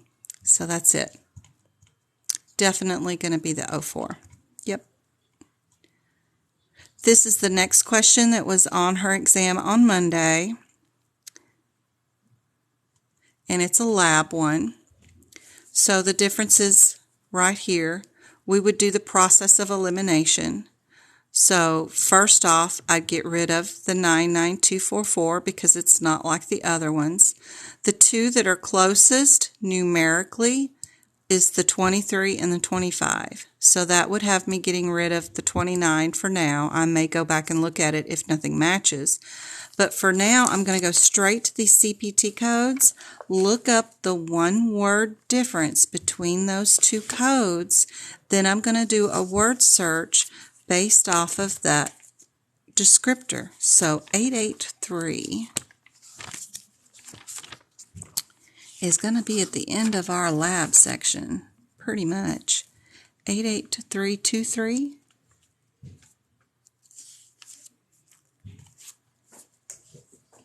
Is over here, and I'm in the 2021 book.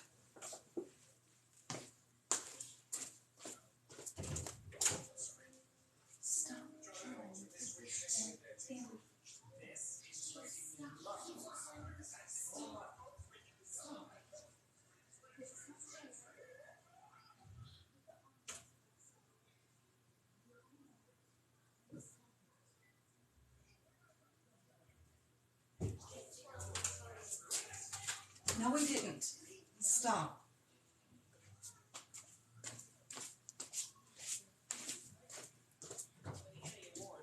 I can check the camera footage too, by the way, which I can bring up. So you stop.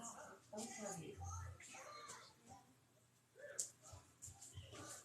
Ooh, my kids are so distracting. Sorry, guys.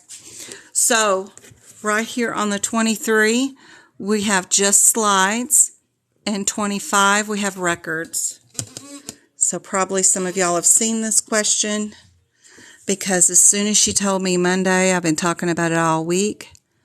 We do a word search only from the bottom up, and we see patient records. So we absolutely know it's A. Yep. Yep, I can show the previous question. So it's a long one. It's hard to get all in the screen. But the question is, we have a cardiology office. Patient comes in for chest aches and tightness. Does have shortness of breath and fatigue, occasionally in both arms. His sister has a genetic disease of the heart. Positive for difficulty breathing and fatigue. Negative for edema. Blood pressure's great.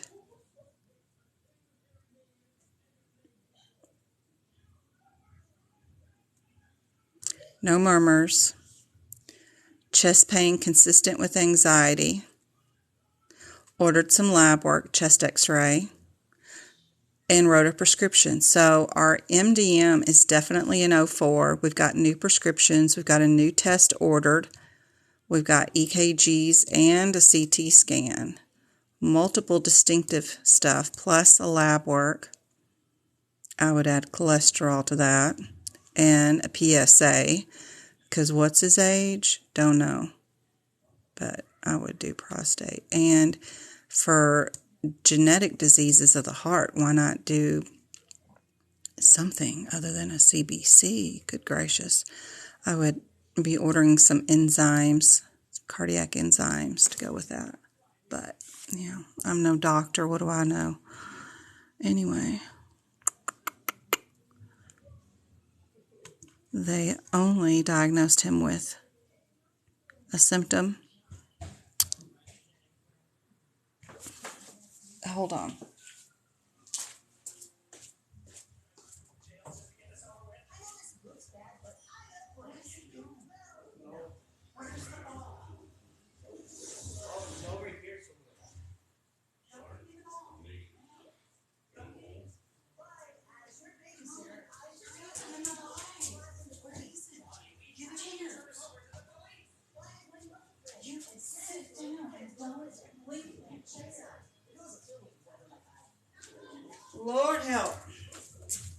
You know, it was an emergency when I had to go run and get the soccer ball out of the living room. Oh my God. No, don't start with that, guys. Oh my Lord. No, no, no. Don't start. No soccer ball in the house. Okay. Thank you for sharing the live. I think that's helpful to get it out to other people too.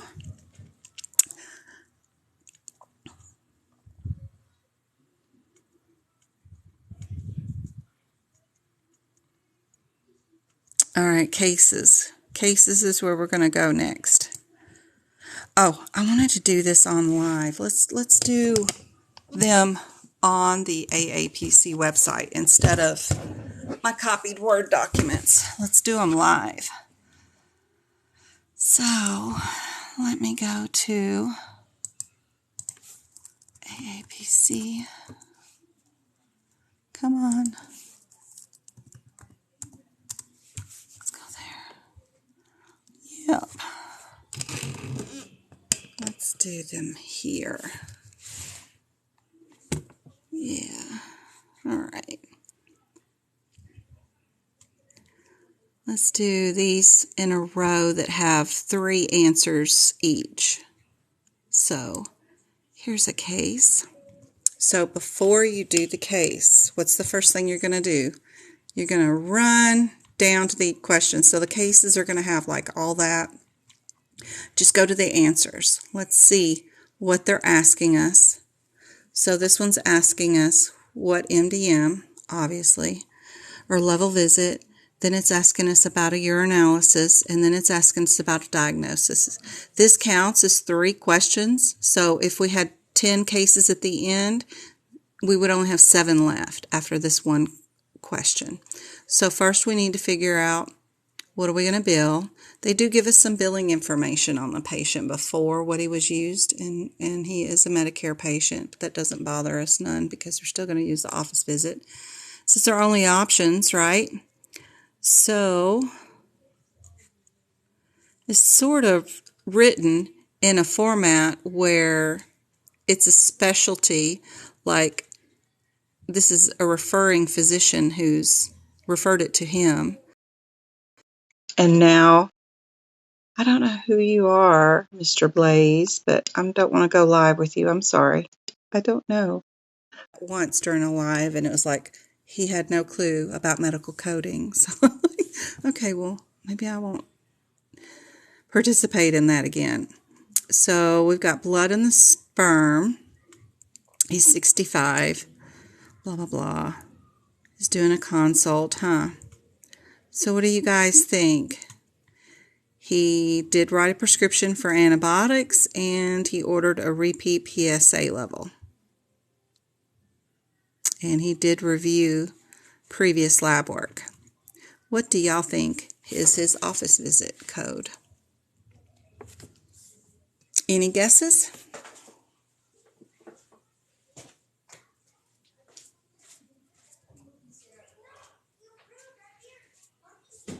Turn and face the TV.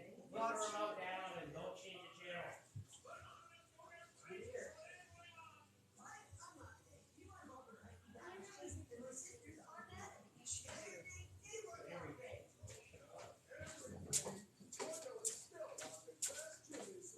Any opinions?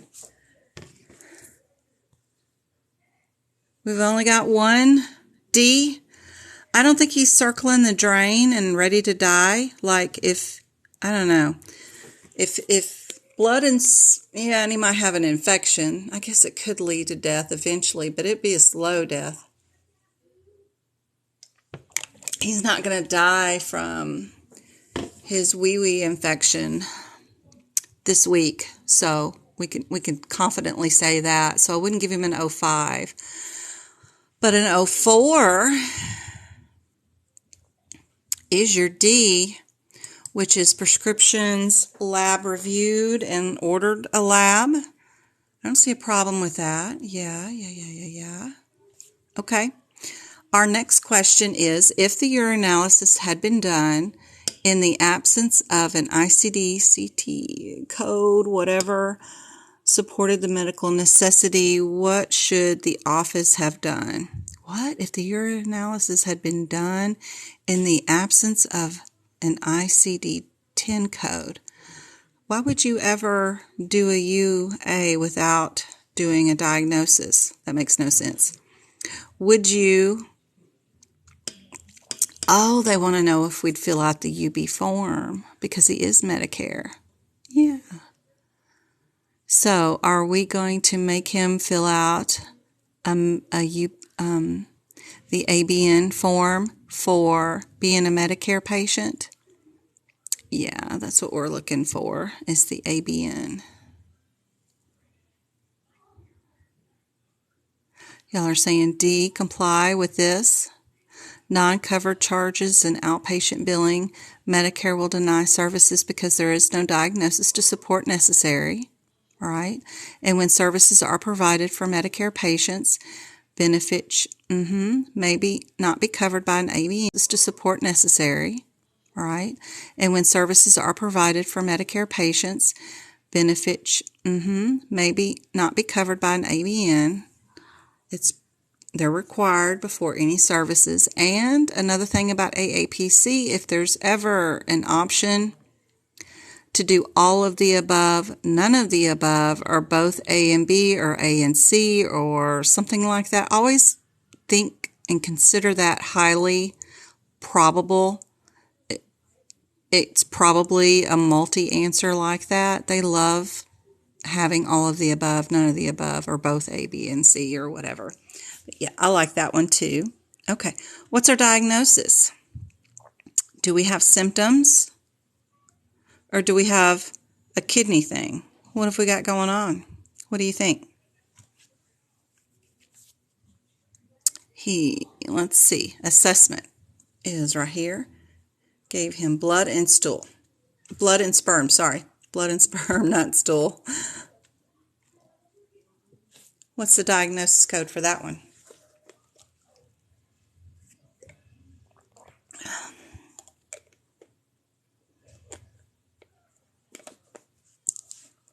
Anybody know?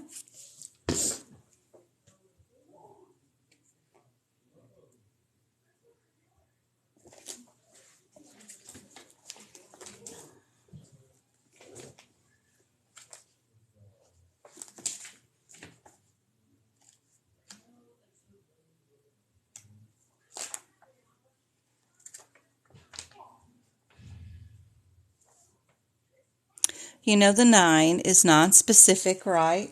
It's usually always a non-specific code. Do we have a code for blood and sperm?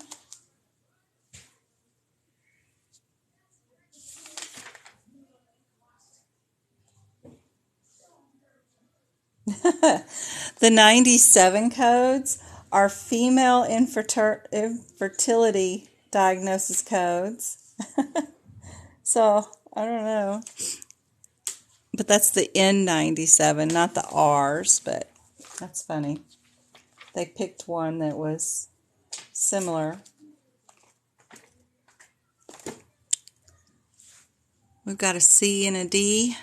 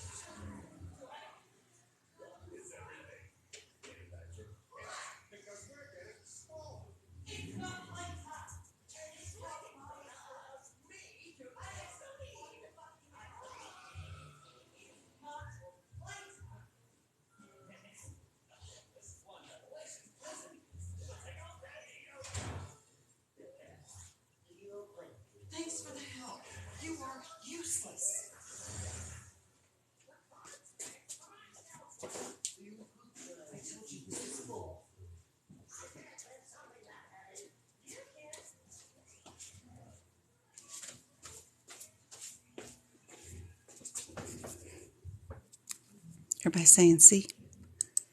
All right, let's see if we got it right. 2 out of 3 right. Got the diagnosis right. We got our level of visit wrong. Let's see. Our rationale is the number of complexity of the problems is low. Blood in his sperm. That's it. It's a very acute, uncomplicated problem. So it does not qualify, even though he ordered a test, reviewed test, and wrote a prescription. It's because it's an acute problem. We get the 203. Let's try again. Grade it. And we got 3 out of 3 this time.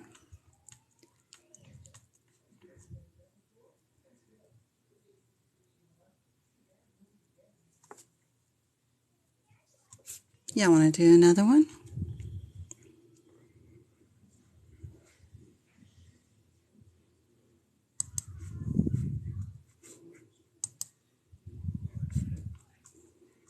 That was the first one. Let's do case 11. Okay. We're going to scooch on down to our questions. We've got a level visit from 11 to 15, so we know we're established. We've got an accessory question about if the patient becomes critically ill and ends up in critical care, how do we code it? And all we need with that one is time. And then we've got a primary ICD10 code for this encounter. So let's go see what's going on with this patient. So 45 return for her atrial venous fistula. No complaints. She had dialyzed on every Monday. Does that mean she's CKD? Is that what that means? Monday, Wednesdays, and Fridays. I wonder if she has diabetes. And she's on dialysis. That would totally elevate her, right? Not only does she have atrial fistulas and stuff, but then she's got, diabetes 3 days a week. Oof. Let's see. She's got significant stenosis of the distal celiac vein. Yep. Okay. Oh. So I would like to perform, he's going to order another exam with a balloon angioplasty and a stent. So the risk involved in that procedure alone is going to elevate her visit for today too. Plus she's on dialysis. I'm assuming that's what that means. Let's see what her blood pressure. Her heart rate is way on up there. It's working hard. Her O2 a little low. Significant stenosis is not good. Her last billing was a 214. What do you guys think? Do you think she's still a 214? Or is she a 215? What do you think? How would you answer this question if it was yours during the CPC exam? Let's look at our criteria chart in E&M. So if you're in the 2021 book, you're on 15 or 16, I think it is. 16? Yeah, 16 and 17. So to be a 15, she has to have one or more chronic illnesses with severe exacerbation or progression of it. Side effects of treatment. She can also have one acute or chronic illness that poses a threat to her life and body function. Now, to be moderate, the 1-4, she can have one or more chronic illnesses, exacerbated progression, or side effects of treatment.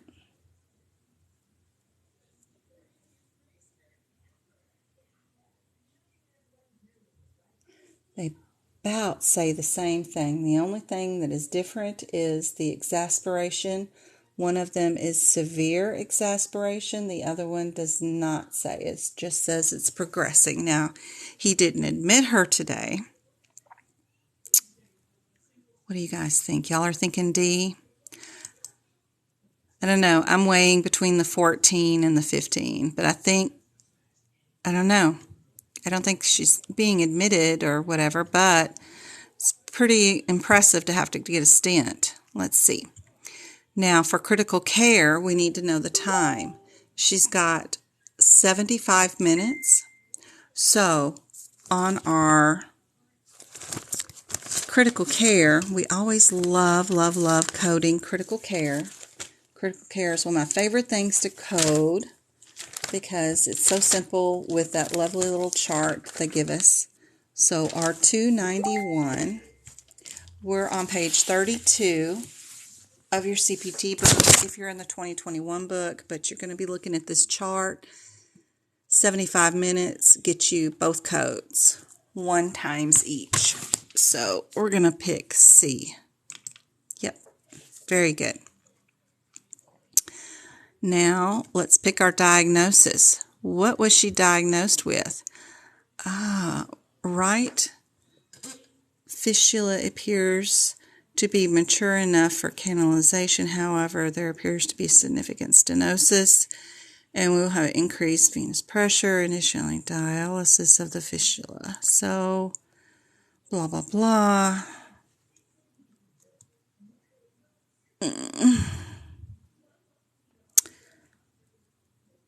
Significant stenosis. Which one of these is going to be her diagnosis for today?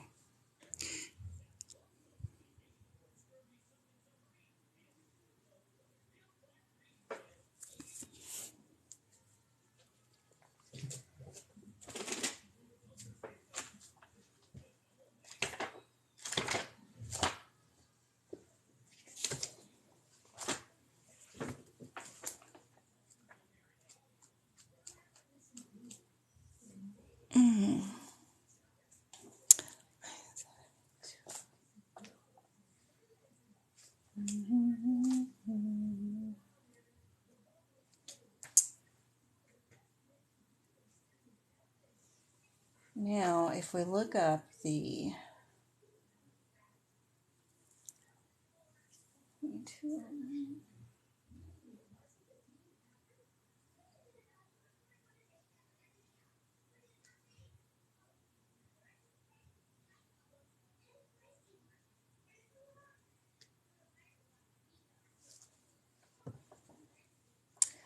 arthrosclerosis, the I codes has a use additional code to identify what's been going on with the patient. Like, do they have a history of tobacco smoking or occupational exposure? Something like that. They want you to be sure and code with it to explain why she has this arthrosclerosis if you did the I code. But they're only asking us what is the primary code. That doesn't mean that there might not be other codes additionally. Everybody's saying C. I wonder what the differences are between the A and the D of the T code, because she's on dialysis, right? And up here, he's saying that her fistula appears to be mature enough for, and there appears to be significant stenosis, which would likely mean that she would have to have increased pressure with initiation of dialysis with her fistula. So is this all related to her dialysis? Would it be a T code? Is there something that's going on that created whatever's going on due to her? Yeah. So, and this isn't the first time he's seen her. So, it's a return to check on her fistula, right? So would this be a subsequent visit for something that might be caused by something like that? Yeah. Yeah, I want to switch it to A and see what's going on there. Okay. Let's see how we did. Only 1 out of 3. Oof. Let's see what we got wrong. So I was thinking that she was definitely going to be a 14 because she's not ready to die yet. You know, she has this continuing problem. He didn't admit her today. This is a subsequent visit. He did order a significant test to go with her that he's going to do and put a stent in that artery to brace up the walls because of her repeated dialysis in those veins, which is causing damage, which is going to happen with the repeated use. It's not life-threatening, but her CKD, you know, her being on dialysis is already a big issue. It just didn't increase it that much to where she would be a 15. So definitely she's going to be a 14. Now, we got her critical care right. We did not get her diagnosis right. What do you guys think now? We can look at the rationale.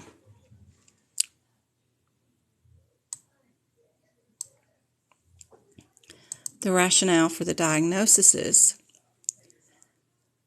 is that if you look in whatever, look in the presence of the device, graft dialysis renal, you're at the T82, yep. The reference of the subcategory lists that the 7th character is required to be an A, used to indicate the initial encounter for the stenosis, which I don't totally freaking agree with, right? Because they're saying this is the initial encounter for her stenosis. But if we read the question carefully, or the scenario carefully, she is a return patient to check on her fistula. So he does a Doppler today and he finds significant stenosis. So her stenosis was diagnosed today. She might have been a follow-up patient, but she was a follow-up patient for her fistula, not for the stenosis. He found that today during the Doppler. So that is why she is an A. You have to be particularly careful when assigning the differences between the A and the subsequent. That's definitely what they were pointing to. Even for the process of elimination, you would get rid of B and C, and this is what they wanted to know if you knew the difference. So now we have 3 out of 3. So we've got a visit. Yep, pretty moderate, not high. And we've got her critical care right, and then her diagnosis is you just got to be careful with the wording. Look again before you hit subsequent. See what their subjective was. The reason she was here today was to check on her fistula. He did a Doppler and found that she had the stenosis, which made it initial today. She was diagnosed today with the hardening. I'm glad y'all like it.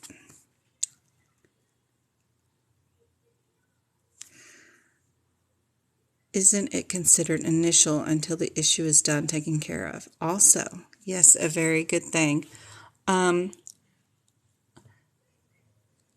Sequel events, like for fractured bones, so you will see the patient 3 or 4 times to fix that fractured wrist or whatever. I broke this one twice when I was a kid. I fell off a horse one time, and then I slipped on a bar of soap in school when they called me into the bathroom to wash my hands before lunch and fell on it again and broke it there too.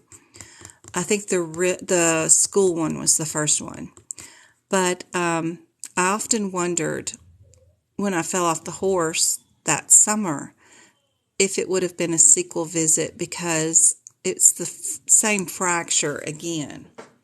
And who knows, it could have been the same fracture line showing up from the previous fracture during the school year that made them think it was still broken. And it could possibly been healed fractured line that they noticed in that x-ray. Either way, I got casted twice for this wrist over 1 year. But correct, that visit to recast your arm for the next, 90 days or 60 days it is to heal a fracture is all under initial. Your sequel wouldn't come into play until you had issues with it after you've been discharged. So you get the cast off, 6 months go by, and you can't type. You're having trouble with that wrist again. For some reason, they do an x-ray and find that you've got a non-union of the bone where it didn't heal properly, now showing up, and you're diagnosed with that malunion from a previous fracture, and that's where you get the sequel event, and you get the D. Absolutely. But I'd like y'all to organically tell me what y'all think the answers will be so that you can see what, if it's incorrect, what the correct answer is and why. You learn better through failure than you do just getting the right answer all the time, I always learn from my failures, always. I'll keep those in memory more so than just getting the answer right and moving on to my next question. So, yeah. Let's go back. Let's do another one. Number 12. We'll rush down here to our questions first. We got another visit. Good Lord. Probably going to be a difference between 13, 14, 15, right? And then this one is standby question. And this one is if the physician has been seeing the patient for subsequent hospital visit. Okay. All we got to worry about is the level visit first. And then the rest are going to be what if situations that won't be tied into the question. So first thing we got to go is go up here and why are they being seen? Checkup, review to a CTA, bilateral lower extremities, pain in the legs. So what's going on?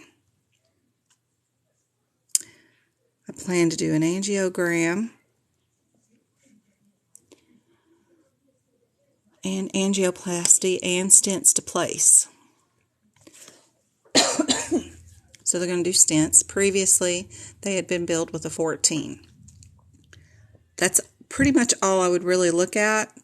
He just ordered a test, and we know she's got this one problem. There's no distress. There's no other things going on. Lifestyle, just,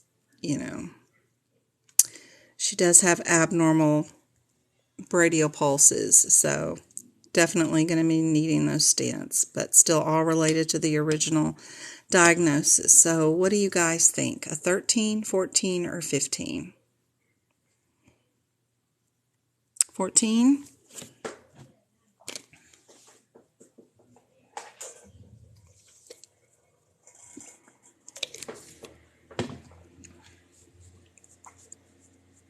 D?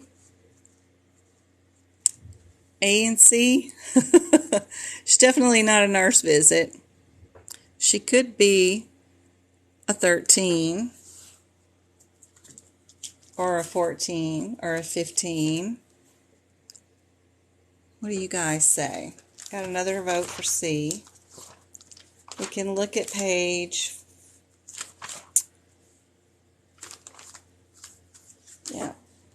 16 and 17. 13 is very low complexity. So she has one acute, uncomplicated illness or one stable, chronic illness. Do we have something that is exasperated at all? Because if we do have something that is getting worse, we really should not code them with a 13, right? If this is getting worse and it's exasperated problem, we have to decide whether it's severe. Is that the word there is? Yeah, exasperation, or just an acceleration of the current disease. Everybody's changing their minds now. All right, let's try the 14. I don't know. All right, right here. None of the above are A and B.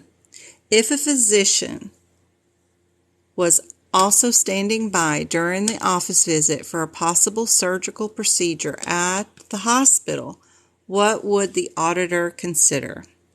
Standby services cannot be conducted while seeing other patients. This really isn't a question for the CPC exam, but it's here because if you wanted to specialize in E&M specialization, you'd need to know what auditors look for when they're auditing you during the E&M process.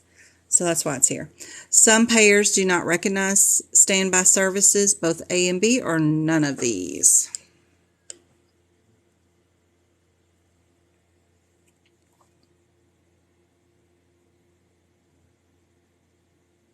Standby services cannot be conducted while seeing other patients. And some payers, probably like Medicare, don't recognize it. So I like your C's. We'll settle with that one. Now, if this physician had seen this patient as a subsequent hospital visit where he was not the admitting physician, and the admitted physician from a different group discharged the patient on the same day, which E&M category code does this physician use? So the question again is, if this physician had seen the patient as a subsequent hospital visit where he was not the admitting and he's not the discharge physician, what would this visit be coded as? Yep, B. All the rest is all garbage. If this physician had seen the patient as a subsequent hospital visit, that's all you needed to know. The rest of the sentences are all garbage. It's subsequent, because it would be subsequent. So, yeah, don't let them trick you with all that propaganda. I hit the grade button. We got 3 out of 3 that time. So it definitely was a 14. It's a very good distinction between the two for the 213 is if you have one chronic and stable issue. If it's exasperating and the doctor's going to have to do more to it because it's getting worse, like order another test and put stents in it, then you're definitely moving up to a 14. So that's a good, clear distinction between those two. And this, they love that both A and B or none of the above. So they had both of those in there this time. So we had to decide which one it was. This type of exam about auditors won't be on your CPC exam. But I can't tell you enough how much I recommend for you to either take the risk certification after you get your CPC or the auditor one, because, and I know you're tired of this and will want to just get your job and move on, but if you want like the higher paying job of a CPC and you want to make real money, go into risk. And I'm going to come up with some helpful videos for passing the risk assessment too, to get both the risk and the CPC, because you will be highly demanded employee then. You will not have to fight for a job if you get both. But let's do one thing at a time and get that CPC done for sure, and then we'll talk about the risk later. But it's really important to if you don't want to fight other people for jobs, go on and get the risk too. That's helpful. But start your career out, get some money going so that you can pay for the and one more exam. And yeah, that's a good way to go for sure. All right. Well, this was question, I don't remember. Let's see if I can find the other one. I think that was 12. 13 next, maybe? Yeah. Let's go see what our questions are. What level? Good. And what would the payer? Okay. And according to what about the billing would we do about something like that? So all we need is a level visit, really, for this one. So, we're suspecting gout attack. He prescribed a medicine, and he did not take one of them. His wife told him it was dangerous. He prescribed 2 meds, and his wife became the doctor and told him not to take it. That happens. And it only mildly improved. He has no fevers, shaking skills. Vital signs are noted. No issues there. I still think this is left foot gout attack, somewhat improved. He was uncomplicated with medications and needs to resume. I will see him again as necessary. Aw, sorry. I hope it's not frozen.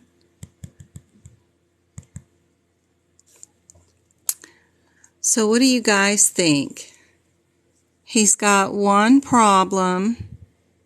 It's slightly better. It's still continuing. His wife told him not to take some of his meds. So Doc's like, okay, why don't you go home and take your meds, and I'll see you back if I need to.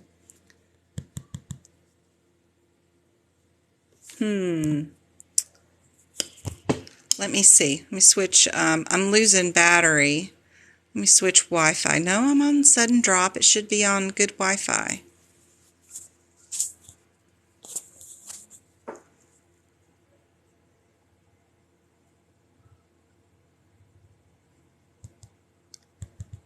So what do you think?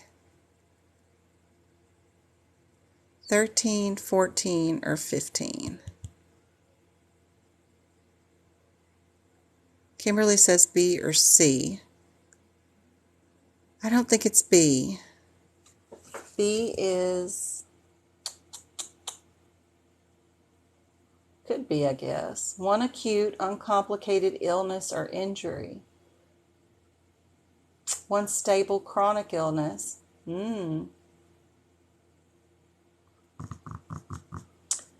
Because 4 is one acute complicated injury or one acute uncomplicated illness or injury for the 13. Now the 12 is a self-limited minor problem. We got 13, D, and C. 13, D, and C. I got more C's. We'll pick C and C. The other 2 are going to be auditing ones that I don't think, they're not going to be related to the CPC exam. So let's just see. 13 is not it. Not it at all. So our rationale here is the decision-making level is still moderate for this one. The number of complexity of problems is chronic with progression, 0 data points, and moderate risk with prescription management. It's not much of a prescription management when you talk about the wife wouldn't let him take one of them, and you told him to go home and take one of them, but they're considering that medication management. The patient has a chronic problem that is not at goal. The provider advised the patient to continue taking meds, and that was prescribed on the previous encounter to support the moderate risk. We would do a 214 with this one. Wow. Sometimes these doctors get kudos for not doing a whole heck of a lot. So if we hit the grade on this one, we're definitely going to get that right now because it's the 14. I know, Kimberly, it's a challenge. So chronic gout is a chronic condition. You're not going to be able to get away with it. A UTI is acute. Once you get gout, it's more of a circulatory and age and lifestyle issue than it is anything being acute. So it's going to be chronic because you're not going to fix the patient's age. And if their lifestyle hasn't changed by now, it's not going to. Their sedentary life is just the way it is. They've got comfortable in their life, and this is the way they're going to be. So the circulation and inactivity is going to keep fluids down at their lower extremities because they're not up and about moving and walking. And it's just going to be a chronic condition that will eventually take over and slow the body down. If it was just like a freak UTI or one acute illness, it's one thing, and that would be the 213. But gout is definitely one of those circulatory things that is a lifelong problem unless you change your incomplete lifestyle. You got to start walking around the block, walking around 2 blocks. Then you got to start walking around 3 blocks. Only changing your lifestyle is only going to be able to fix this one. I'm sorry if it's frozen. But I hope this has been helpful. I want to make sure that you know that you can definitely turn your 2021 books into a 2022 book this year. You can use these books all year long to take your updated CPC exam. I do have that document that'll go page by page and tell you what to change and add to this book so that you know which ones to add so you can make it that way.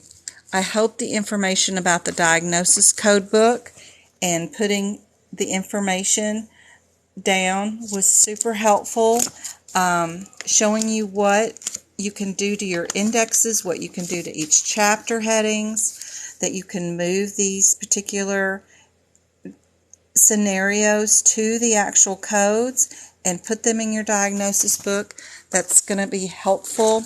You want to do your sepsis, you want to do your CKDs, you want to do your cancer. We only have 5 diagnosis areas that we're going to go into for this exam, so we can probably trim down some of the major thoughts, but you probably have a burn or an injury of some sort, so you're going to need to know still your external causes guidelines, burns guidelines, your medication errors or medication reactions, whether the doctor did it by prescribing a medicine that they're allergic to or you did it to yourself, knowing the differences in those, and then those cancer ones I went over today, super helpful, super helpful. Getting those to the diagnosis codes, absolutely.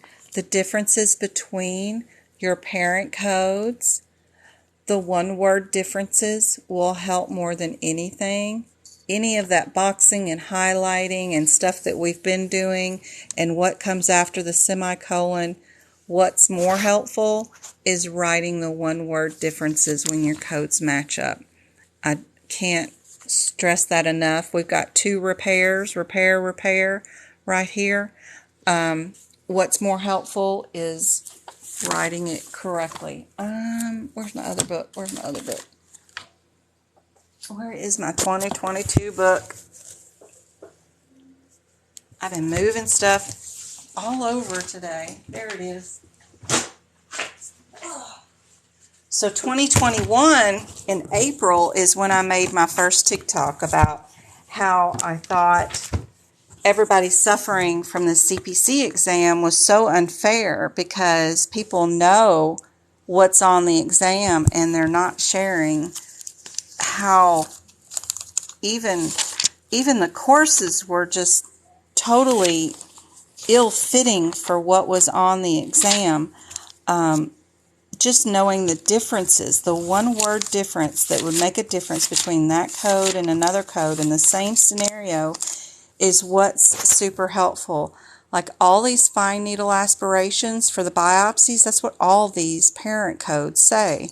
Fine needle aspiration, biopsy, biopsy, biopsy. Well, what's the one word difference that would make a difference? Well, this one uses no guidance. This one uses ultrasound guidance. This one uses fluoroscope guidance. And then this block over here uses CT guidance, and this one uses the MR guidance. That one word difference in those blocks will help you pick out the right code a lot faster than anything else in that description.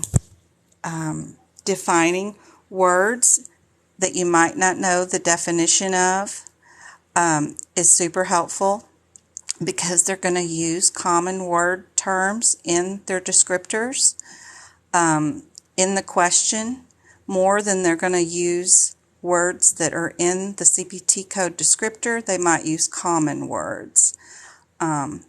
So knowing those differences will help out. All those AKA terms that I talk about. Sometimes those AKA terms are available in the CPTs. So like 10040, they have these quotes. The AKA terms are in these quotes. So right here we've got a ton of them all the way. This one right here has all those AKA terms in that, because the descriptor is just incision and drainage of an abscess, simple or single. But they put a bunch of AKA terms in that quote, and that's where you can find some of these words in the CPC exam question. So if you're looking for the word furcle, like an uncle, but without the N, I don't know, funny word, but they might use that. I've seen them over and over again use those words in the question. You're looking for incision and drainage of an abscess, but then they have that they're draining a funkel. So pay attention to those words too. Super helpful. This one's an abscess. This one's a cyst. This is foreign body. One word differences to tell you the differences between those blocks of codes is super helpful. If you need my notes, there's a link in bio for 20% off. Also, I have that document that'll turn your 2021 book, your ICD10 and CPT, into a 2022 book. I'm working on the hip picks now, and I'm fixing to post questions. I have 130 of the medical terminology questions that I can post up for sale too, if y'all are interested. And then I'm working on 2022 CPT questions for the exam that will help y'all out, that won't be as costly as AAPCs too. So I hope tonight's live was helpful. If y'all need me, I would love for y'all to join our chat group, which we work in, and I am there every day. We volunteer time. We're all in there to help each other. You get extra practice there too. So if you want to join our chat study group, come find me at, here we go, Jen Brewer. Same profile pic as here on TikTok. And then I can add you into our chat group, which, look, they're sharing away as we're talking. All kinds of helpful information in there, workshops, parts of my book I share. We do practice exam questions in there daily. Super helpful chat group. It's at Coding by Jen Study Group Chat if you need to find it. But it's there too. So that's super helpful for passing the exam. Plus, we have members that are taking their exam today, and you will be the first person to hear what type of questions that were on their exam today if you're in our chat group, because they'll come here and say, oh my God, this and this and this was on the exam. And the info will be right here. So absolutely super helpful group. And my next live will be Monday night at 6:30 here on TikTok. Please let me know in the comments on any of my TikToks or on Messenger if there's any subject you would like to discuss. If you want to see more diagnosis codes or CPTs or practice exam questions, more cases, let me know what you want to see in the content, and I'll happily create something for everybody.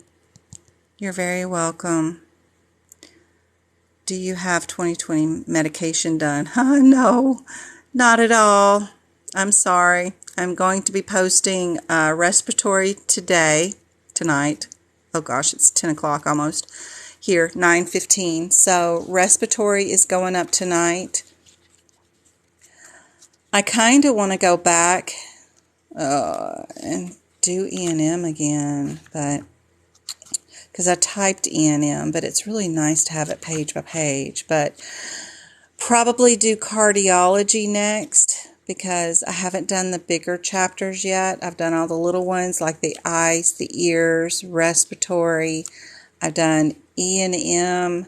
I've done integumentary, and I've done male genitalia. I need to go do the female one. So I'll do the female one next. Then I got to do cardiology for sure, and musculoskeletal. Yeah, I got a lot of work to do, so going to be one of those nights. You're very welcome, guys. I really hope it was beneficial, and let me know what y'all want to see in the comments, okay? Good night, y'all. But yes, respiratory is going up tonight.